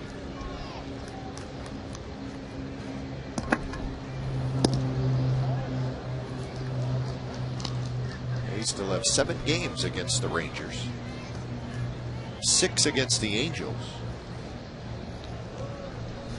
and 7 against the Mariners. Rangers down 11-0 to the Toronto Blue Jays. They came back, made it 11-10. Finished up 18-10. Toronto, yes. Toronto scored 7 in the top of the 9th. And you know the Rangers are saying, we go to the bottom of the 9th, trailing by 1, we'll win. Yep, especially in that game. Derek Holland, the young starter for Texas, gave up 10 earned runs in 3 innings. 1-out walk to Mitch Meyer. He's walked twice. And Bob Garrett's coming out. 103 pitches for Gonzalez, and he's made the move. Breslow's coming in, so Gio Gonzalez will not get his 5th win of the year tonight. He leaves with the game tied at 5.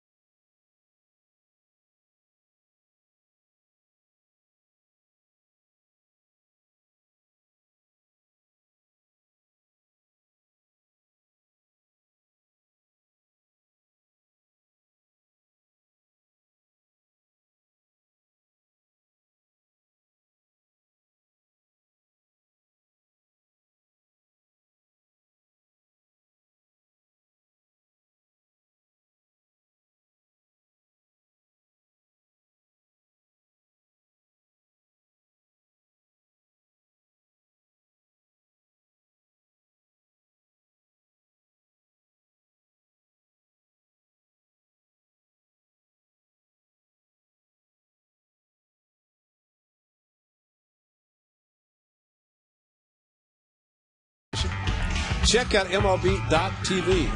Marty. You can log on to the internet to watch every out-of-market game of the season live.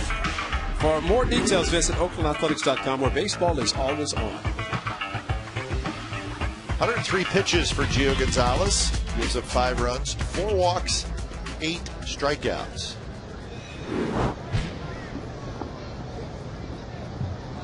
Breslow takes over. 2 of those 4 walks scored. Billy Butler. So lots of strikeouts. A few too many walks again for Gio Gonzalez. Well, he walked Meyer twice, that lefty, and that's probably his downfall. He'd probably still be in the ball game. And he not walked Meyer.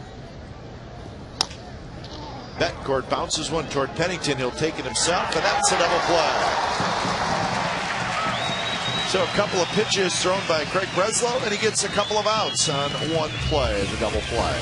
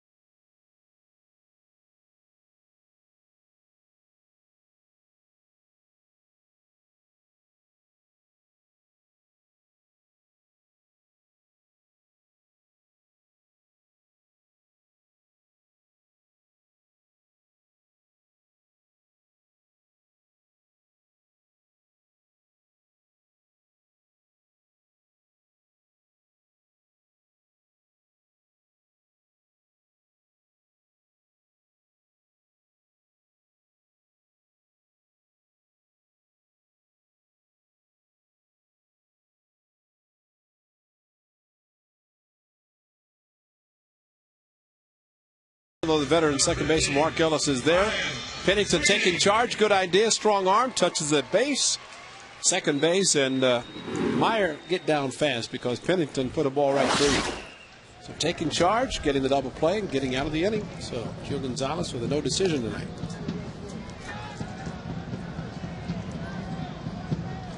Ryan Sweeney leading it off.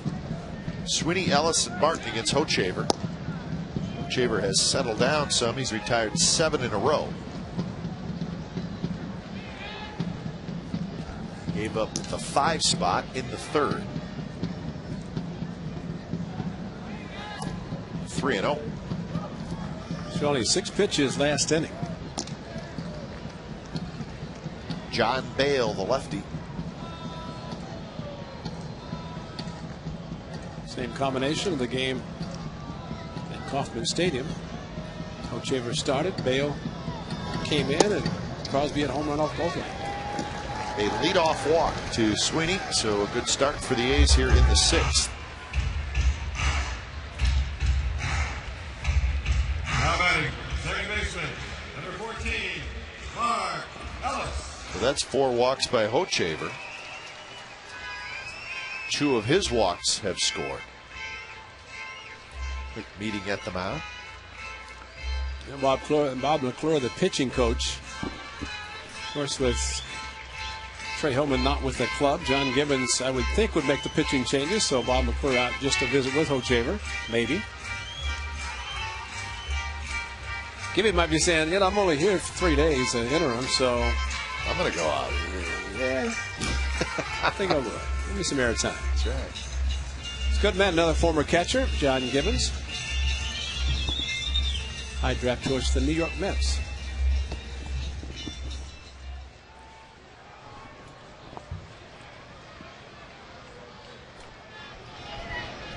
Sweeney aboard, nobody out. Mark Ellis steps in.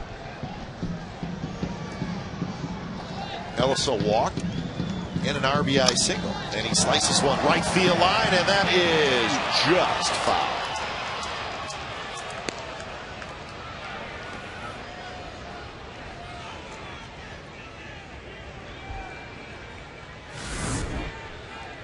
There's too much slice, and that's a line that was not painted. That's a baseball foul line, not a football yardage line. Nope.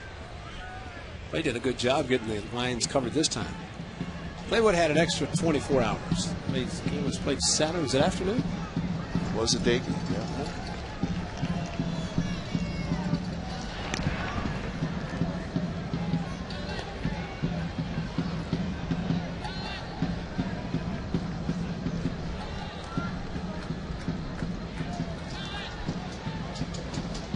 Good looking group right there. Well, tomorrow night at All Access, we'll be saying, what are you doing? You know what? Clay will be talking to us as he's raking or whatever he may be doing. The great Clay Wood. Well, raking for a hitter is hitting. When he rakes. He will be literally raking. Because first of all, I have to ask Clay if he got any sleep or has gotten any sleep since converting the field back to baseball. Fall asleep on his tractor was John Deere.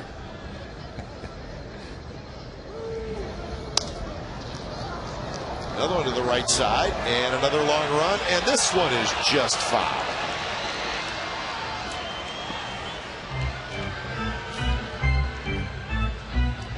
Ellie kind of like Scott Harrison right now and doing a good job when he gets an off-speed pitch. He's waiting at the last instant, making pretty good contact. 2 balls just foul.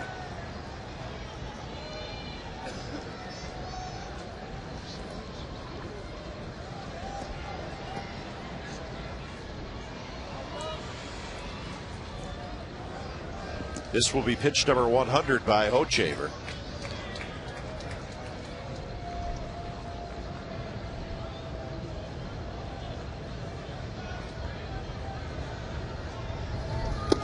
Fastball inside to even the count at 2-2. Royals with 6 hits, the A's with 5. 1 error in the game that was committed by the Royals.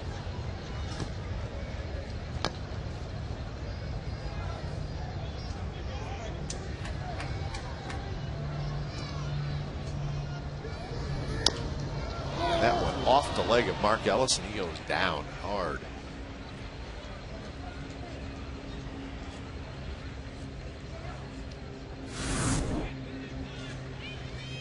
Hurts so much, especially there. Oof. Wow. It's amazing how quickly he's able to get up after that.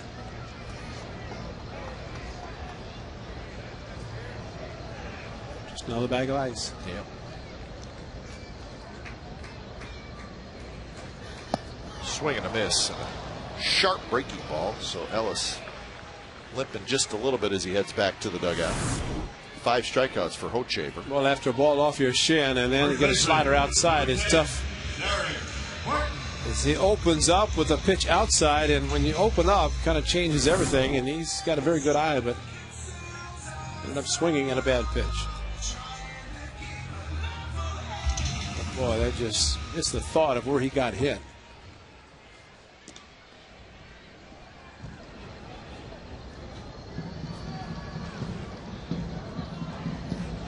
First pitch to Derek Barton, a big curveball drops low.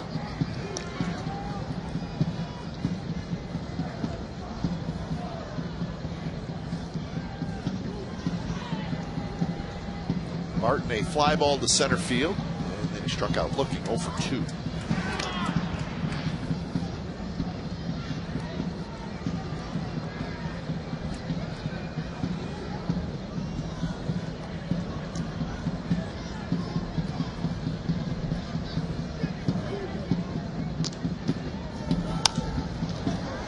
Fastball, Barton fouls it back.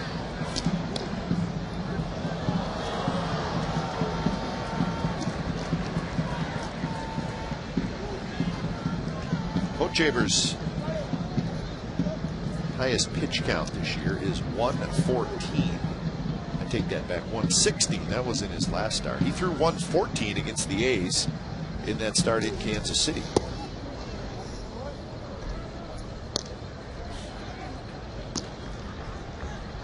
Big, strong young man, 6'5", 215 pounds. He's throwing 114 on that temperature that day. That's right. Go another 30 or 40 tonight.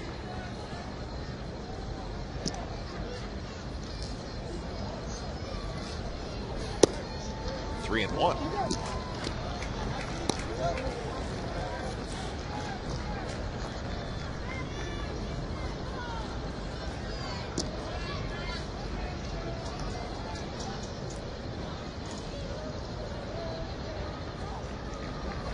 Sweeney with the lead.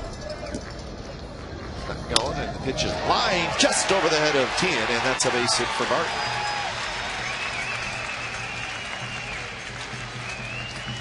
First and second, one out for Cliff Pennington. But Pennington is not going to face Luke Hochevar. So fastball away. Bart does a good job going with the pitch to the opposite field. So John Bale, the lefty, is coming in to face Pennington. The A's trying to break the 5-5 tie here in the 6th.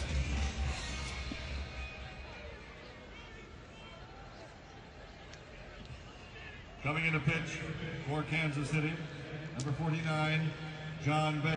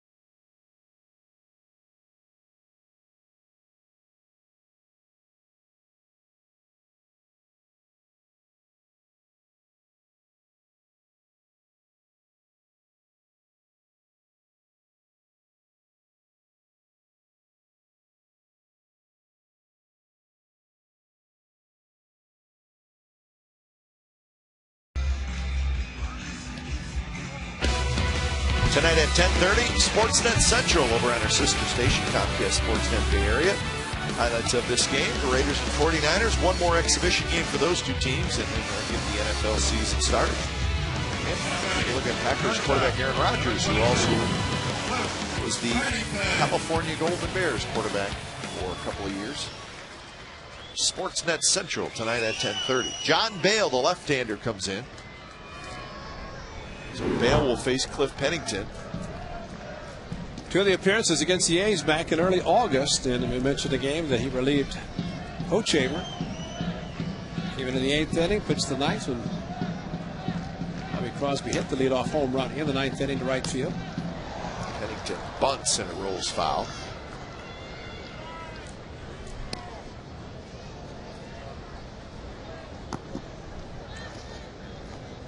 A little better performance by Hochaver, even though he gave up 5 runs and responsible for the 2 on the bases.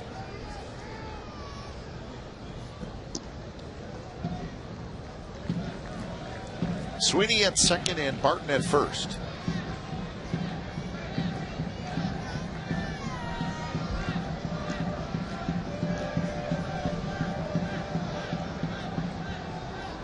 You know, when Tyler Crosby's a little bit older, Dad's going to put in the tape of that game. It's going to say, I got Hochaver and I got Bale in the same game. That's right. One to left, one to right. Yeah. And a post-game interview with us. So he put the whole package together. So Tyler Crosby will be able to say, Daddy, you were good. So the bullpen note on the Royals. It's really been a struggle all year. They have a good closer, Joaquin Soria. They signed Juan Cruz to a 2-year deal. Cruz has not had a good year. He's on the disabled list right now. He's not had a whole lot of success down there after Soria, or in this case, it would be before Soria coming into the game. Overall, 11th in team ERA in the American League, 4.80 as a team, the Royals.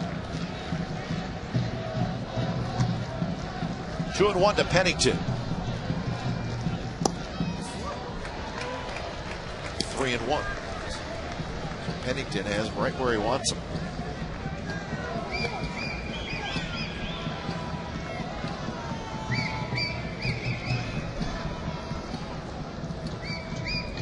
Adam Kennedy in the on-deck circle. Pennington, a line drive, foul.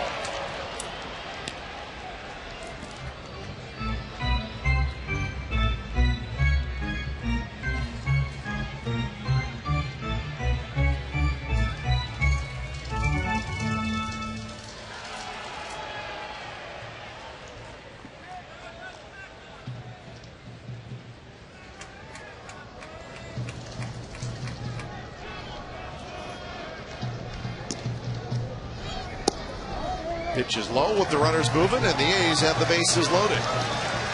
Throw the changeup, 3-2, and good take by Pennington.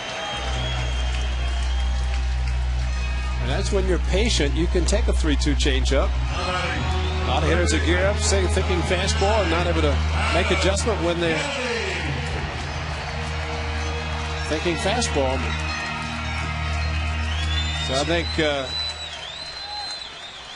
John Gibbons might have been important to head, is that you got the next guy if he hits, and so back-to-back lefties, or a switch hitter and a lefty.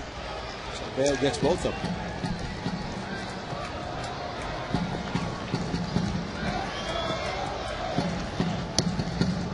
Off-speed pitch, Kennedy takes it, and it stays inside. 1-0. Adam Kennedy is 0 for 3. Fly ball, a line out, and a strikeout. Well, a base hit, 2 ribbies, gets him to 50. At 48, he didn't join the club till May. That one almost hit him. It wasn't even close to being a strike. 2-0.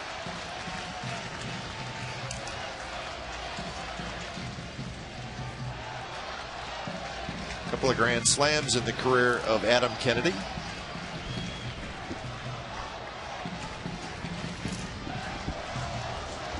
It's nearly always disaster. If your reliever comes in, it starts walking guys.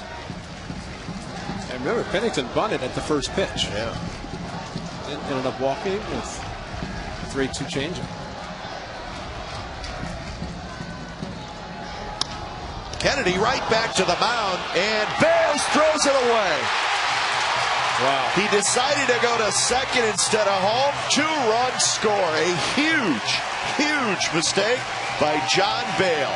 And wow. I think as he was throwing to second, he realized, what am I doing? Yeah. I should have been throwing it to home. It would have been a 1-2-3 double play, no question about it. Back to the pitcher, a pitcher's dream. Got it, and maybe because he spun the ball, catching the ball, and turned him around to face second, and he decided to throw to second and threw it not even close to second. And he knows now, but wow. So 2-run score. There's runners on first and third, and the A's have a 7-5 lead.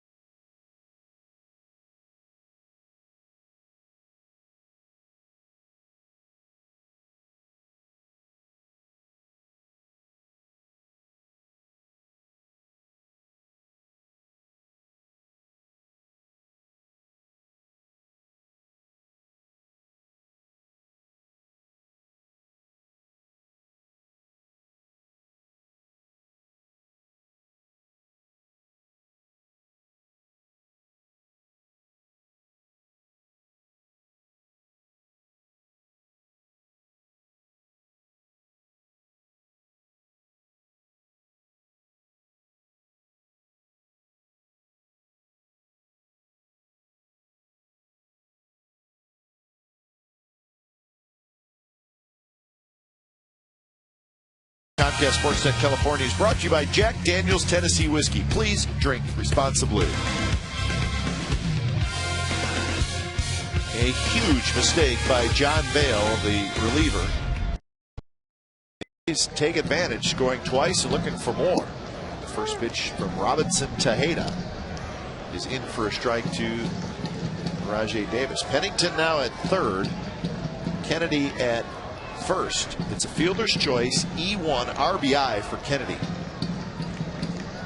And the second run scores on the air. So that's an unearned run. But, you know, Bale feels badly enough, but then realizes those runs are Hochevers. Yep. And especially on a play where he would have been out of the inning. Exactly. If he does the correct thing. Still a tie game. Swing and miss, 0-2 to Rajay Davis. So Sweeney scored and Barton scored. Lots of strikeouts for Tejeda, 54 in 40 and a third innings.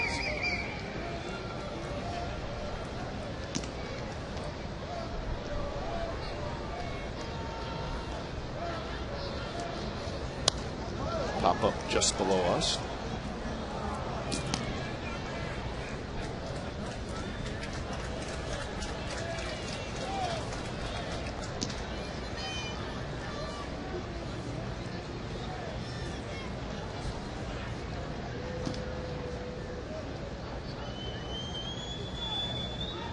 Kennedy takes off, a delayed steal, and this is a planned play, but the Royals are going to execute it so far pretty well. Pennington in a rundown, and now Tehan back and the out at home.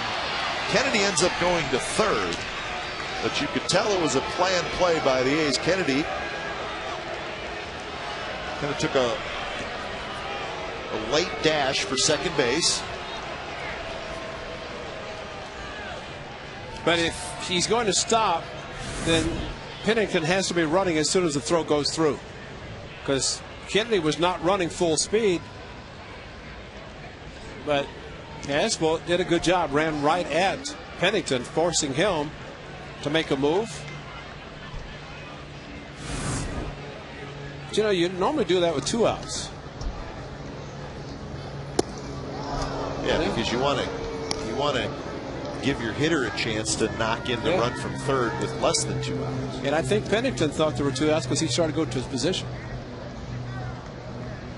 But again, it's a play that is usually done with 2, and once the throw goes through, the runner at third takes off.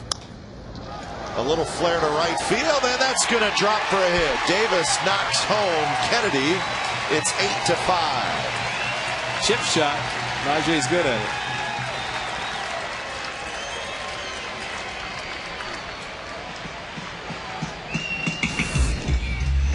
It's amazing how softly this ball is hit, and the fact that it can land in between second and right perfectly at the 20. Be a good punt.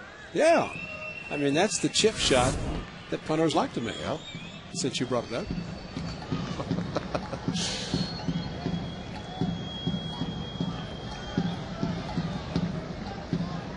Levo's going to chat with Tejeda. He's probably a little hacked off right now. Oh, gosh.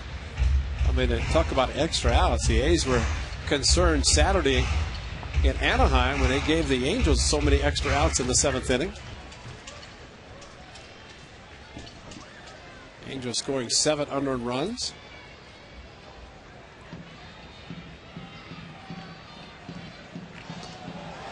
Pickoff at first, and Davis just got back.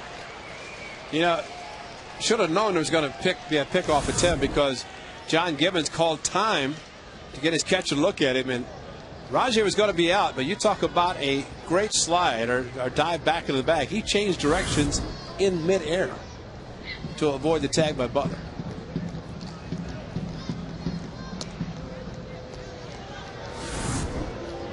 Rajay just kind of turned his body away from Butler. Could not make the tag, so great dive back by Rajay.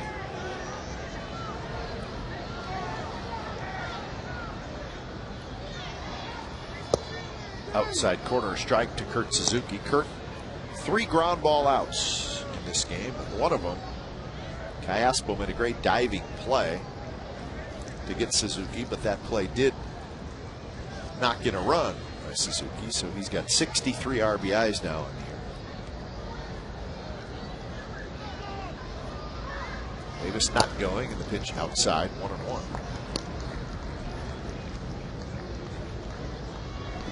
A's with a couple of steals in the ball game. Ellis has a stolen base. Pennington has a stolen base.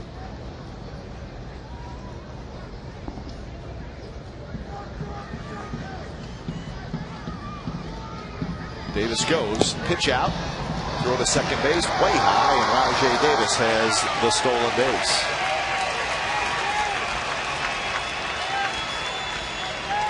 Well, Levo took a little bit too much time with the pitch out, and it's something that still requires timing. Rajay took off, but slight hesitation by Levo. Double clutch, did not have a grip of the baseball, and you see that happen. It's very difficult to throw out anybody. Don't look back, Rajay. There's no reason to look. If you're running, he's going to take the pitch, especially the pitch out. 3-1.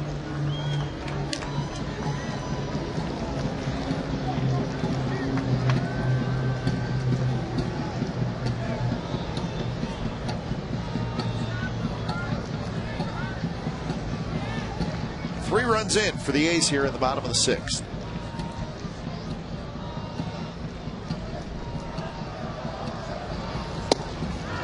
Fastball. Suzuki had a big rip. Missed it.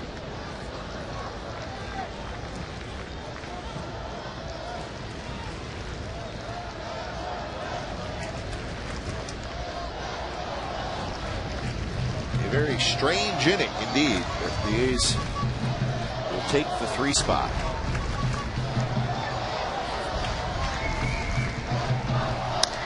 Popped up shallow right. Willie Bloomquist is under it.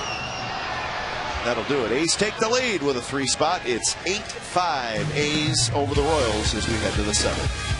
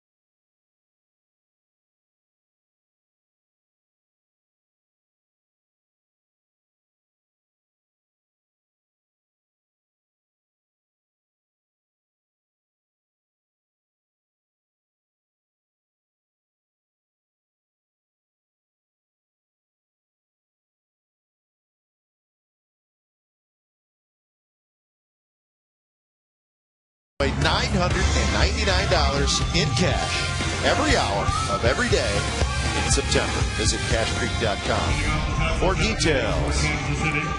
Number 9, David. Rajay Davis right in the middle of the scoring again here in the 6th. He's 2 for 4 with a couple of RBIs in the ball game. He always seems to be in the middle of the A's scoring.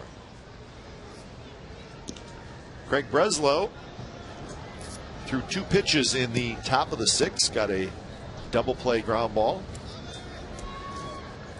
And now he's got a chance to pick up a win.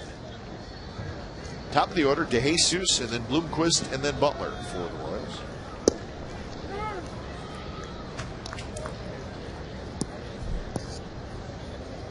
Two for 3 tonight for David DeJesus, including a solo home run. That was in the 2nd inning. Also singled and scored in the 1st.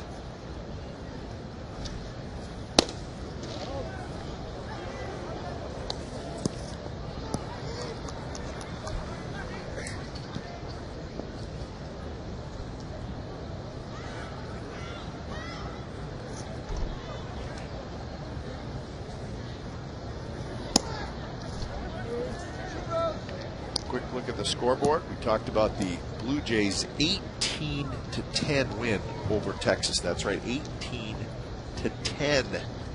the final. Adam Lind had 2 homers and 8 RBIs in that game, including a grand slam. DeJesus with a base hit to left field, going the other way again.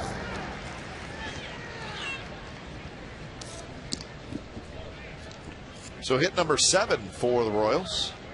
That'll bring up Willie Bloomquist. Number 8. What a good job by DeJesus as he did against Gio with a single to left field, home run, and then this base hit. And that's going to be it. Bob Guerin's coming out. So Mike Ortiz is coming in here in the 7th inning. Pitching change. We'll be back. A's 8 and the Royals 5.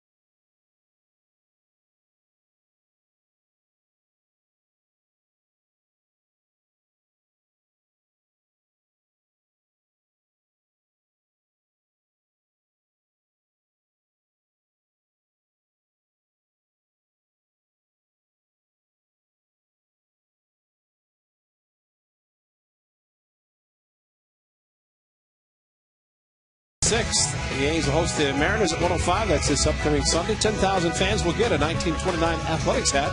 And it's brought to you by Cash Creek Casino Resort. Order tickets online at oaklandathletics.com, or you can call 877-493-BALL. That cap and the throwback jersey from the last homestand make a nice uni. Michael Wirtz comes in with David DeJesus at first, nobody out. Willie Bloomquist, the hitter. First pitch, a fastball low to Bloomquist, who's 0 for 3. 6-1 with a 3.13 ERA for Michael Wirtz. Most strikeouts by relief pitcher in the American League, 82. 2-0.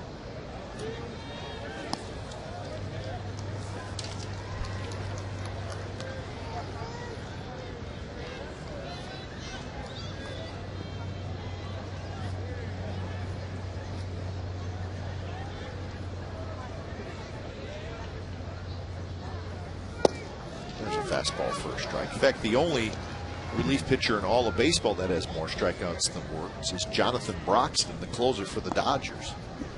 And he throws 150 miles an hour. At least. On a bad night, it's 150. What does he throw hard?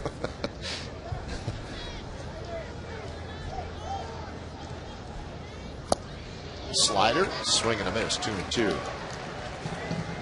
Now, Wirtz has picked up the strikeout total the last couple months. A slider from Wirtz that looks like a splitter, and same with Tejeda, who's pitching now for the Royals. His changeup looks like a splitter.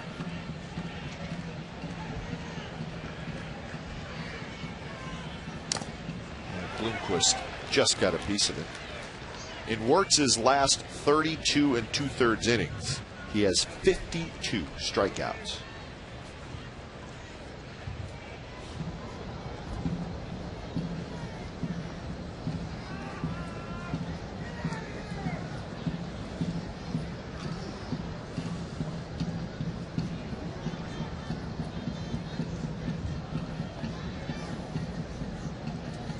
Bloomquist, swing and a miss at the slider. You know it's coming. And that's nothing you can do. That's what you get going back to the dugout, is a shaking of the head, because Bloomquist knows that right there's a strike, but he knows going back to the dugout he swung at a ball.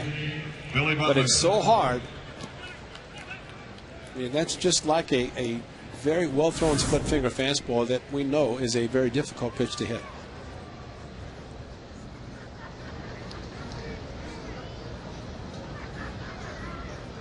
Here's Butler. There's a strike. Tampa Bay beat Detroit earlier today. 11-7 was the final. That was the final of a 4-game series. Carlos Pena hit his 38th home run. He's got 38 homers and 96 runs batted in. Good for Carlos. Yeah. Good man.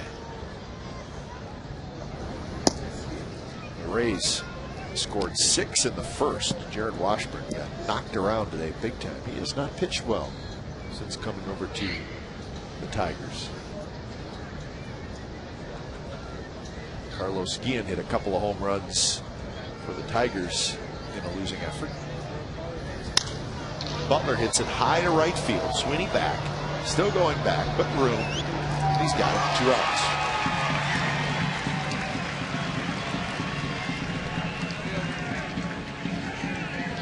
Ray mentioned Andy Pettit's big start. Yankees beat the Orioles 5-1. Number 24. Pettit retired Mark the first Sheehan. 20 hitters. And he had a perfect game with 2 outs in the 7th inning. And then an error by Jerry Hairston Jr. Nick Swisher hit a home run, his 22nd. 5-1, Yankees win it.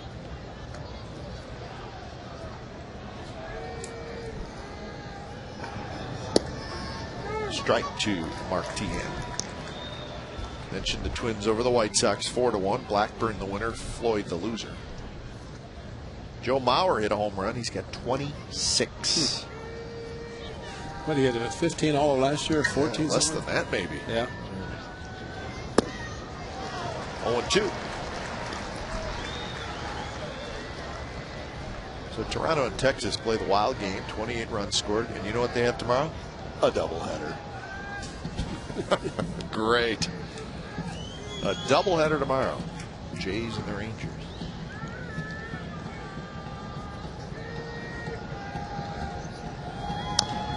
0-2 pitch, rolled foul.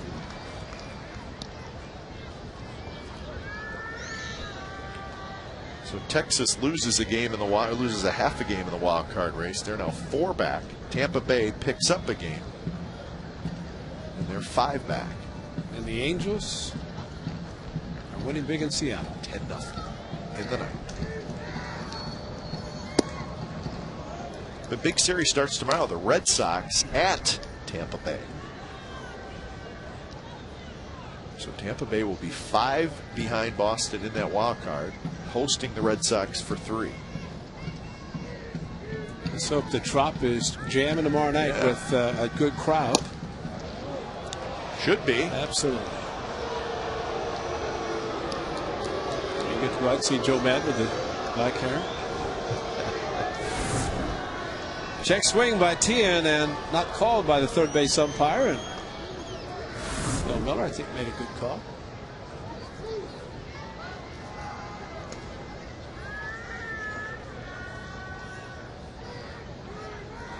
Swing and a miss. Slider. Tien strikes out.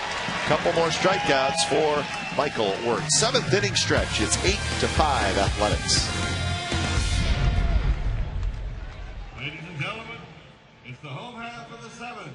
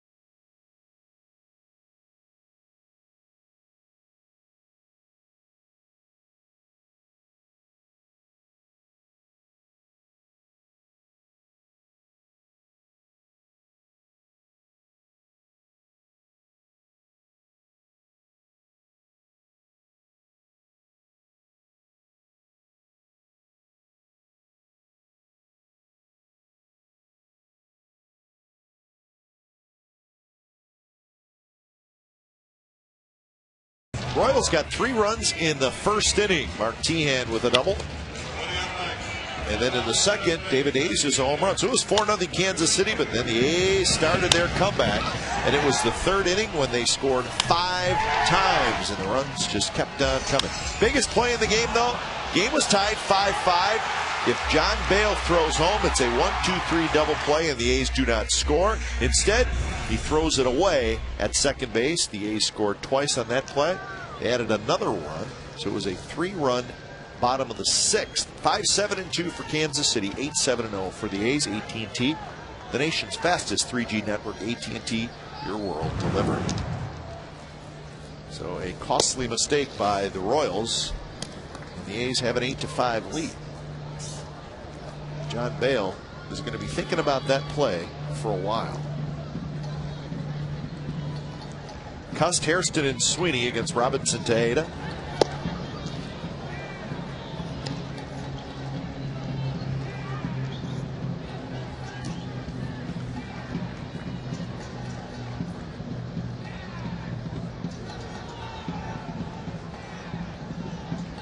Jack Cust has been on base a couple times tonight.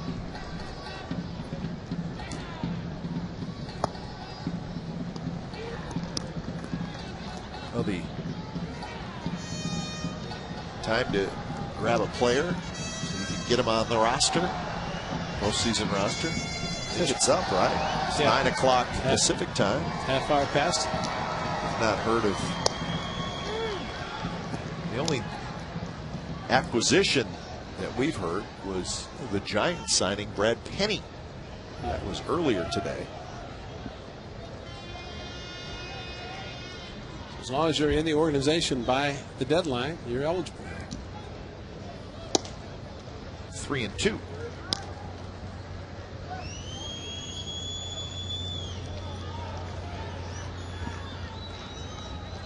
Well, Delaire Lewis, our terrific producer down in the truck, says on the internet there's a report about the Dodgers acquiring John Garland. Wow. And Jim Thome. And Jim Thome. John Garland, of course, now with the Diamondbacks, the right-handed pitcher, and Jim Thome. Number 12, Scott Heston. How about that? So there is some stuff going on. In fact, we are seeing it now in a couple different places. The Dodgers getting Jim Thome. So that's an interesting move, huh? I saw a headline earlier tonight before our game that said the White Sox had made Jim Thome and Jermaine Dye available. Yeah. And that kind of tells you what's going on in Chicago right now. Well, we mentioned the White Sox losing 8 of their last 9. And also picking up the contracts of Jake Peavy and Alex Rios. Well, that's probably part of the frustration. And plus you have 2 guys in Jermaine Dye and Jim Thome, both free agents at the end of the year, and taking on those contracts. And Jerry Reinsdorf, the owner, chairman, and he was reluctant to make the deal, but Kenny Williams, the general manager, started doing the math and talking about guys who are going to be freeing up because of contracts, and 2 of them, if possible, unless they would re-sign Thome, which they could, being a free agent, but and plus they're not playing well. Not surprising. Well, the White Sox, with their loss rate, are now 64 and 68. We will be in Chicago next week. 2-2. And I guess the thing with Peavy, I mean, they figured he would be ready to make a start, but in his last re-up start, he got hit in the shoulder with a line drive, and the shoulder has been bothering him since that. So.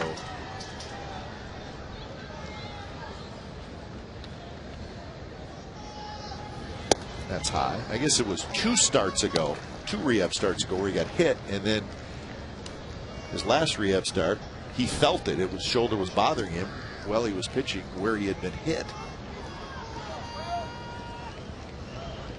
So that's a bit of bad luck. But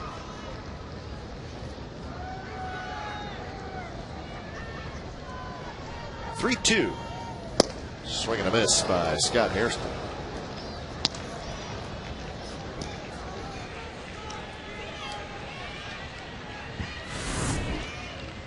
Right fielder, number 15. Good hitter. 94 miles an hour. Pretty straight from the outside part of the plate.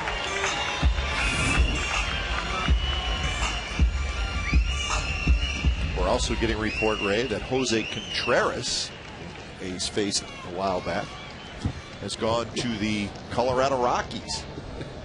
That's not a surprise. So, Jose Contreras. I'm laughing because Ozzie Gain, who is always great for a quote, said about Contreras, he said, he will not start again for me. He says, I want to make sure I'm around long enough to see my grandkids. I don't want to have a heart attack watching him pitch. So I thought after that statement, there's a pretty good chance that Contreras was going to be gone. You're probably right. Ozzie just full of quotes, and you got to love him because he never holds anything back. No. Whether it's his own players, the opposing players, himself, doesn't matter. So there is some movement, and most of it being done in the National League West.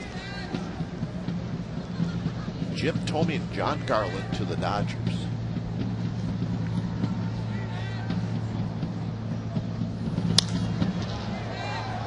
Shallow left field where DeJesus trots in, and he's got it 3 up, 3 down inning. 8th inning coming up. It'll be Callaspo, Olivo, and Buck. 8-5 Athletics.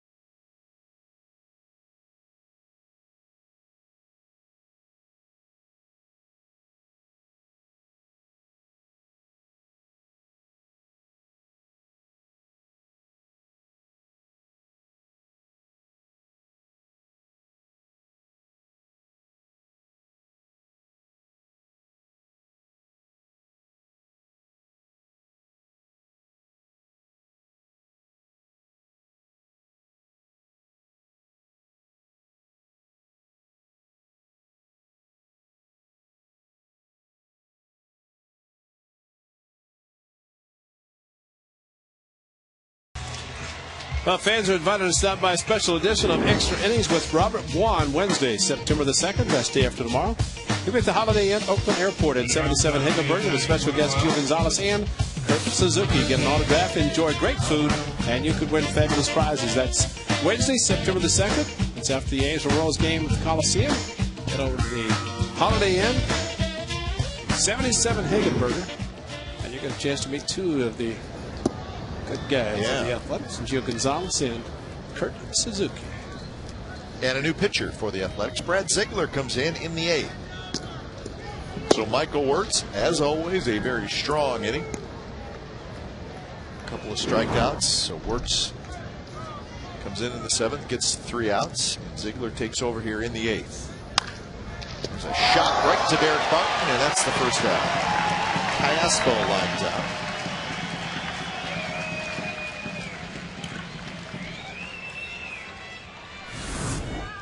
Barton making sure all the seams are still in the glove. That was a shot. Good play by Barton. Otherwise, that's another extra base hit for Casper. Miguel Olivo. Ray, you see who's going to pitch for the Atlanta Braves tomorrow? Tim Hudson. Good to see him back. Yeah. Braves still very much in the wild card picture in that National League, so they'll get a lift. More than likely from Tim Hudson. Now there are some who are saying that because of the rotation of the Braves and their relatively light schedule, or at least easier schedule than some of the other teams, they're fighting for the wild card, that they would have a pretty good chance to win it. But it's good to see Tim Hudson back. And so of the big three, Mark Mulder still trying to come back. Tim Hudson, elbow surgery, he will be coming back, and Barry Zito just keeps pitching and pitching well. Very well, as a matter of fact.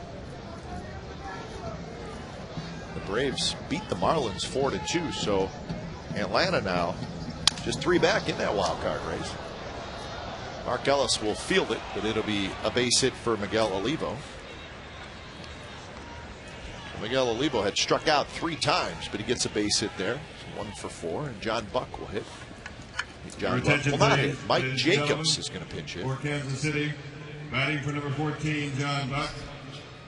Number 17, Mike Jacobs. Mike Jacobs has been very hard on the A's this year.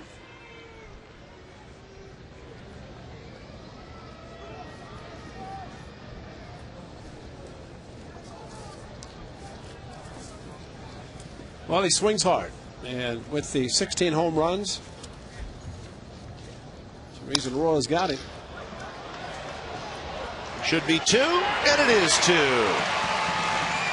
6-4-3, the double play, and the Royals do not score.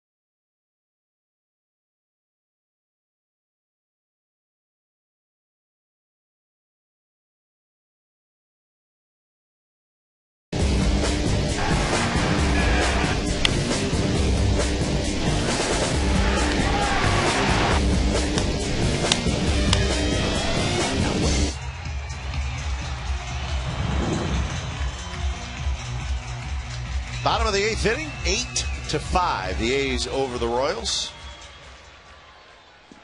John Bale still disappointed. Still can't believe it. Almost feel bad for the guy. I do feel bad for the guy. I mean, and I'm sure once he goes to the clubhouse, Coach Hochevar will be the first to say, hey, forget about it. Because that's the class of players that I think Brett Tomko said it best when he had a chance to win the game Saturday at a 6-1 lead, 6-2 lead. But whatever, the A's ended up giving up the lead and ultimately lost the game. He said, I've been a reliever before.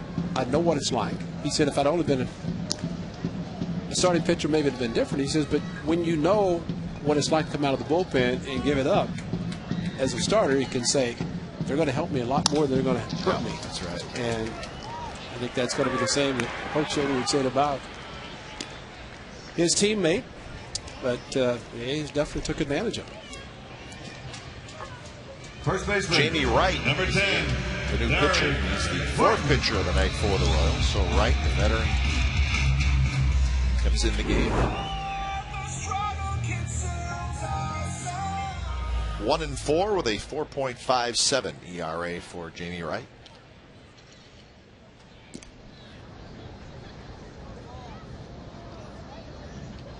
First pitch to Derek Barton is on the outside corner strike. Derek Barton is 1 for 3. Singled and scored in the 6th inning.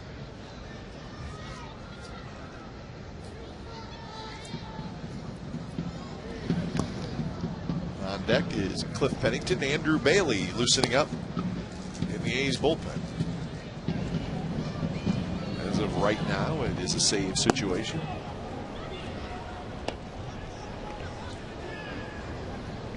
I think Andrew Bailey's going to pitch regardless what the A's do in this inning.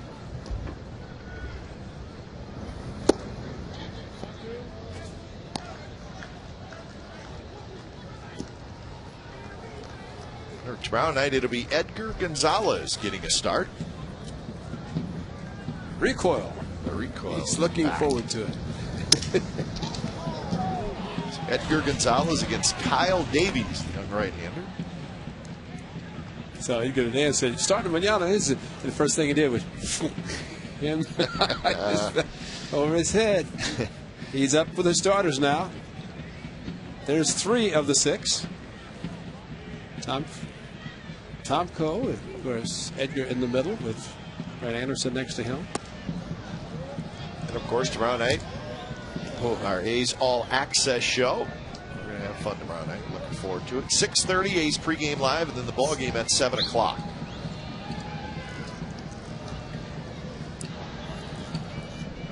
Brett Tomko was scheduled to pitch Wednesday, but the A's flip-flop Tomko and Cahill. So on Wednesday, which will be a day game, radio only, it'll be Trevor Cahill and Brian Bannister.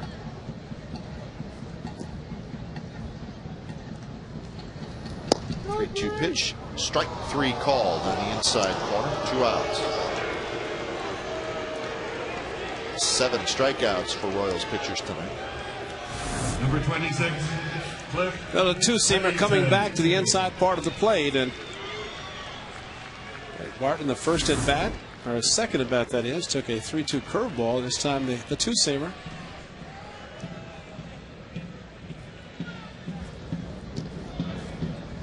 Two outs for Cliff Pennington. Pennington's been on base a couple times tonight. A pair of walks. Scored a run as a stolen base.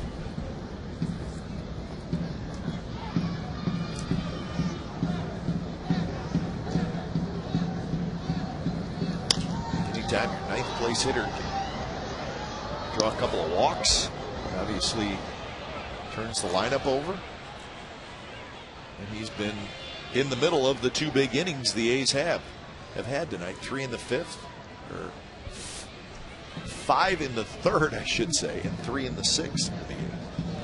Crooked numbers regardless. Yeah. 5 out of 3, you take those anytime.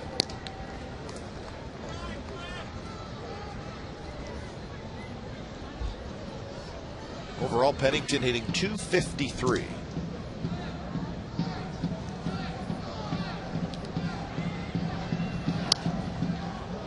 Two the count.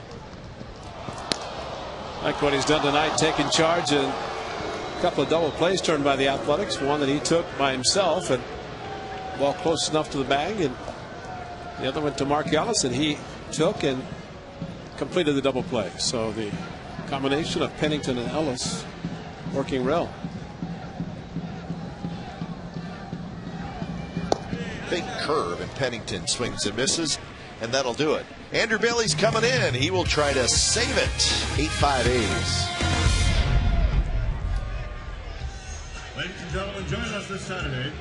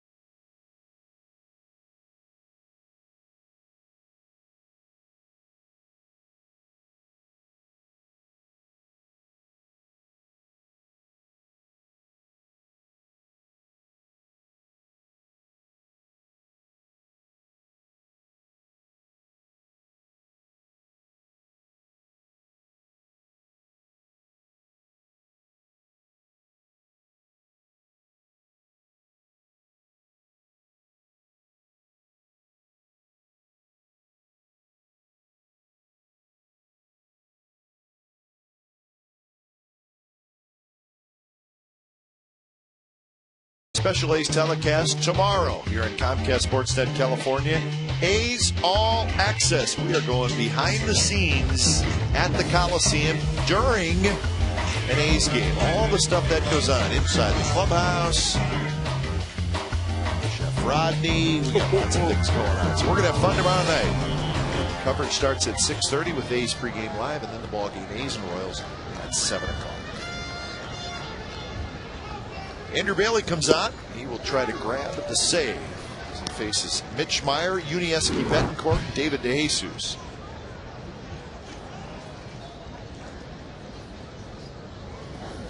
Swing and a miss.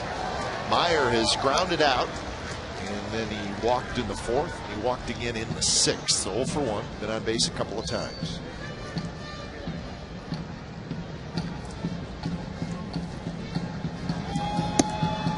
Pitches up and away.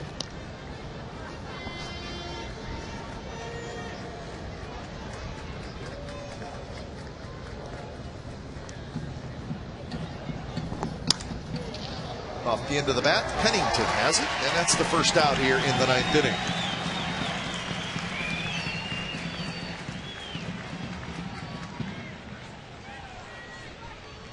Number 3. Lots of weapons for Andrew Bailey. Closer has, most closers have one real special way to get you out and a pretty good secondary pitch, but you could make an argument Bailey's got 3 very good pitches. How about this? Oakland history rookie saves. Houston Street with 23. He was the rookie of the year. Andrew Bailey looking for 21 tonight. Brad Ziegler 11 last year. Of course, Raleigh 12 saves, all 3 inning saves. He didn't know what a 1 inning save was. No. Ask him about it now and he just chuckles.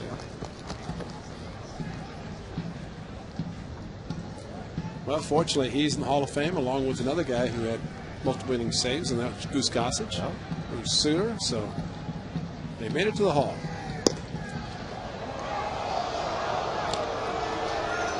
One and 2 to Betancourt, who is 1 for 3 with a double. That came in the 4th inning.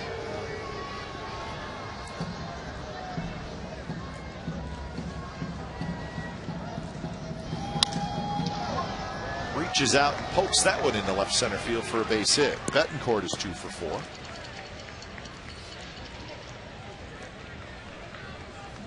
And now to the top of the order in David DeJesus.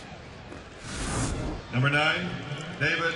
Slider, DeJesus. and this stayed out and up just enough for Betancourt to get it over the head of Cliff Pennington. Slider at 87, the cutter and the four-seam fastball a little bit harder, much harder as a matter of fact.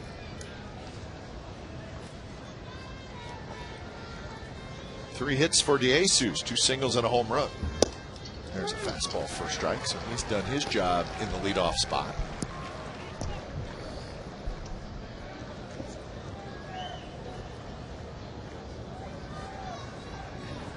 With the 3 hits tonight, DeJesus average at 276.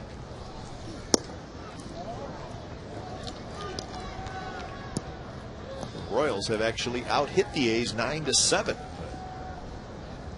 Column that matters is the runs, and it's 8-5 Athletics.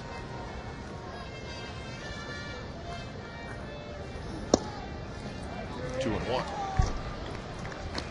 Willie Bloomquist is the on-deck hitter, but he's not out there.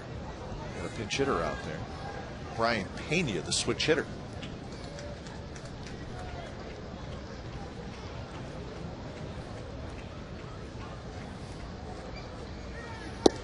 Strike, 2-2, right on the outside corner. Well, when he throws a four-seam fastball, 95, 96, 97 miles per hour.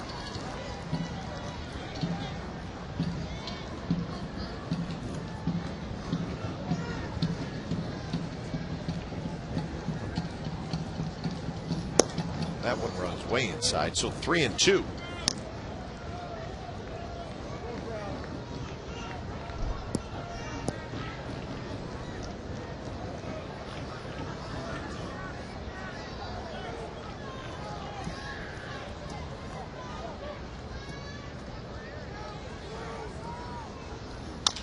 Bounce toward Pennington.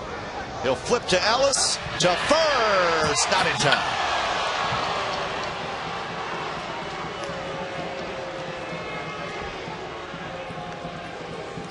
Pennington might have been able to take that one himself as well, because at least the momentum going towards first base. We'll see how much closer.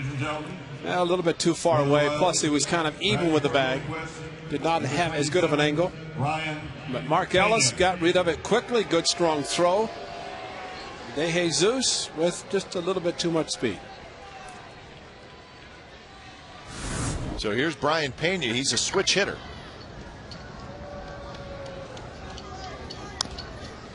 DeJesus takes off, and it's a foul ball. Andrew Bailey is talking about the game that he saved on Saturday when the game ended, when Scott Harrison threw to second, getting Sean Figgins. He said, I didn't know what to do. I've never seen that. Huh. He said, never been involved in a game where the game ended on that play. And he's a starter through halfway through last season until he became a reliever. So he said, as a starter, never experienced it, and he was happy. Yeah, it was good. He was over that quickly. Meanwhile, DeJesus running on both pitches with indifference, but Pena swung at both and fouled them. Billy Butler is in the on-deck circle. Pena is the guy you want to get. You don't want to have to face Butler. Swing and a miss. He struck him out. High fastball, and Bailey saves it for the Athletics. So Andrew Bailey picks up save number 21. And the A's, who were behind 4-0 after 2 innings in this game, fight back, and they win it by a final score of 8-5. So they have won 5 out of the 6 games played against the Royals so far this year, with 2 more to play. Well, don't go away. A's Postgame Live with Matt Morrison and Shooty Babbitt is set to go from the studio. A's 8, Royals 5. That's your final.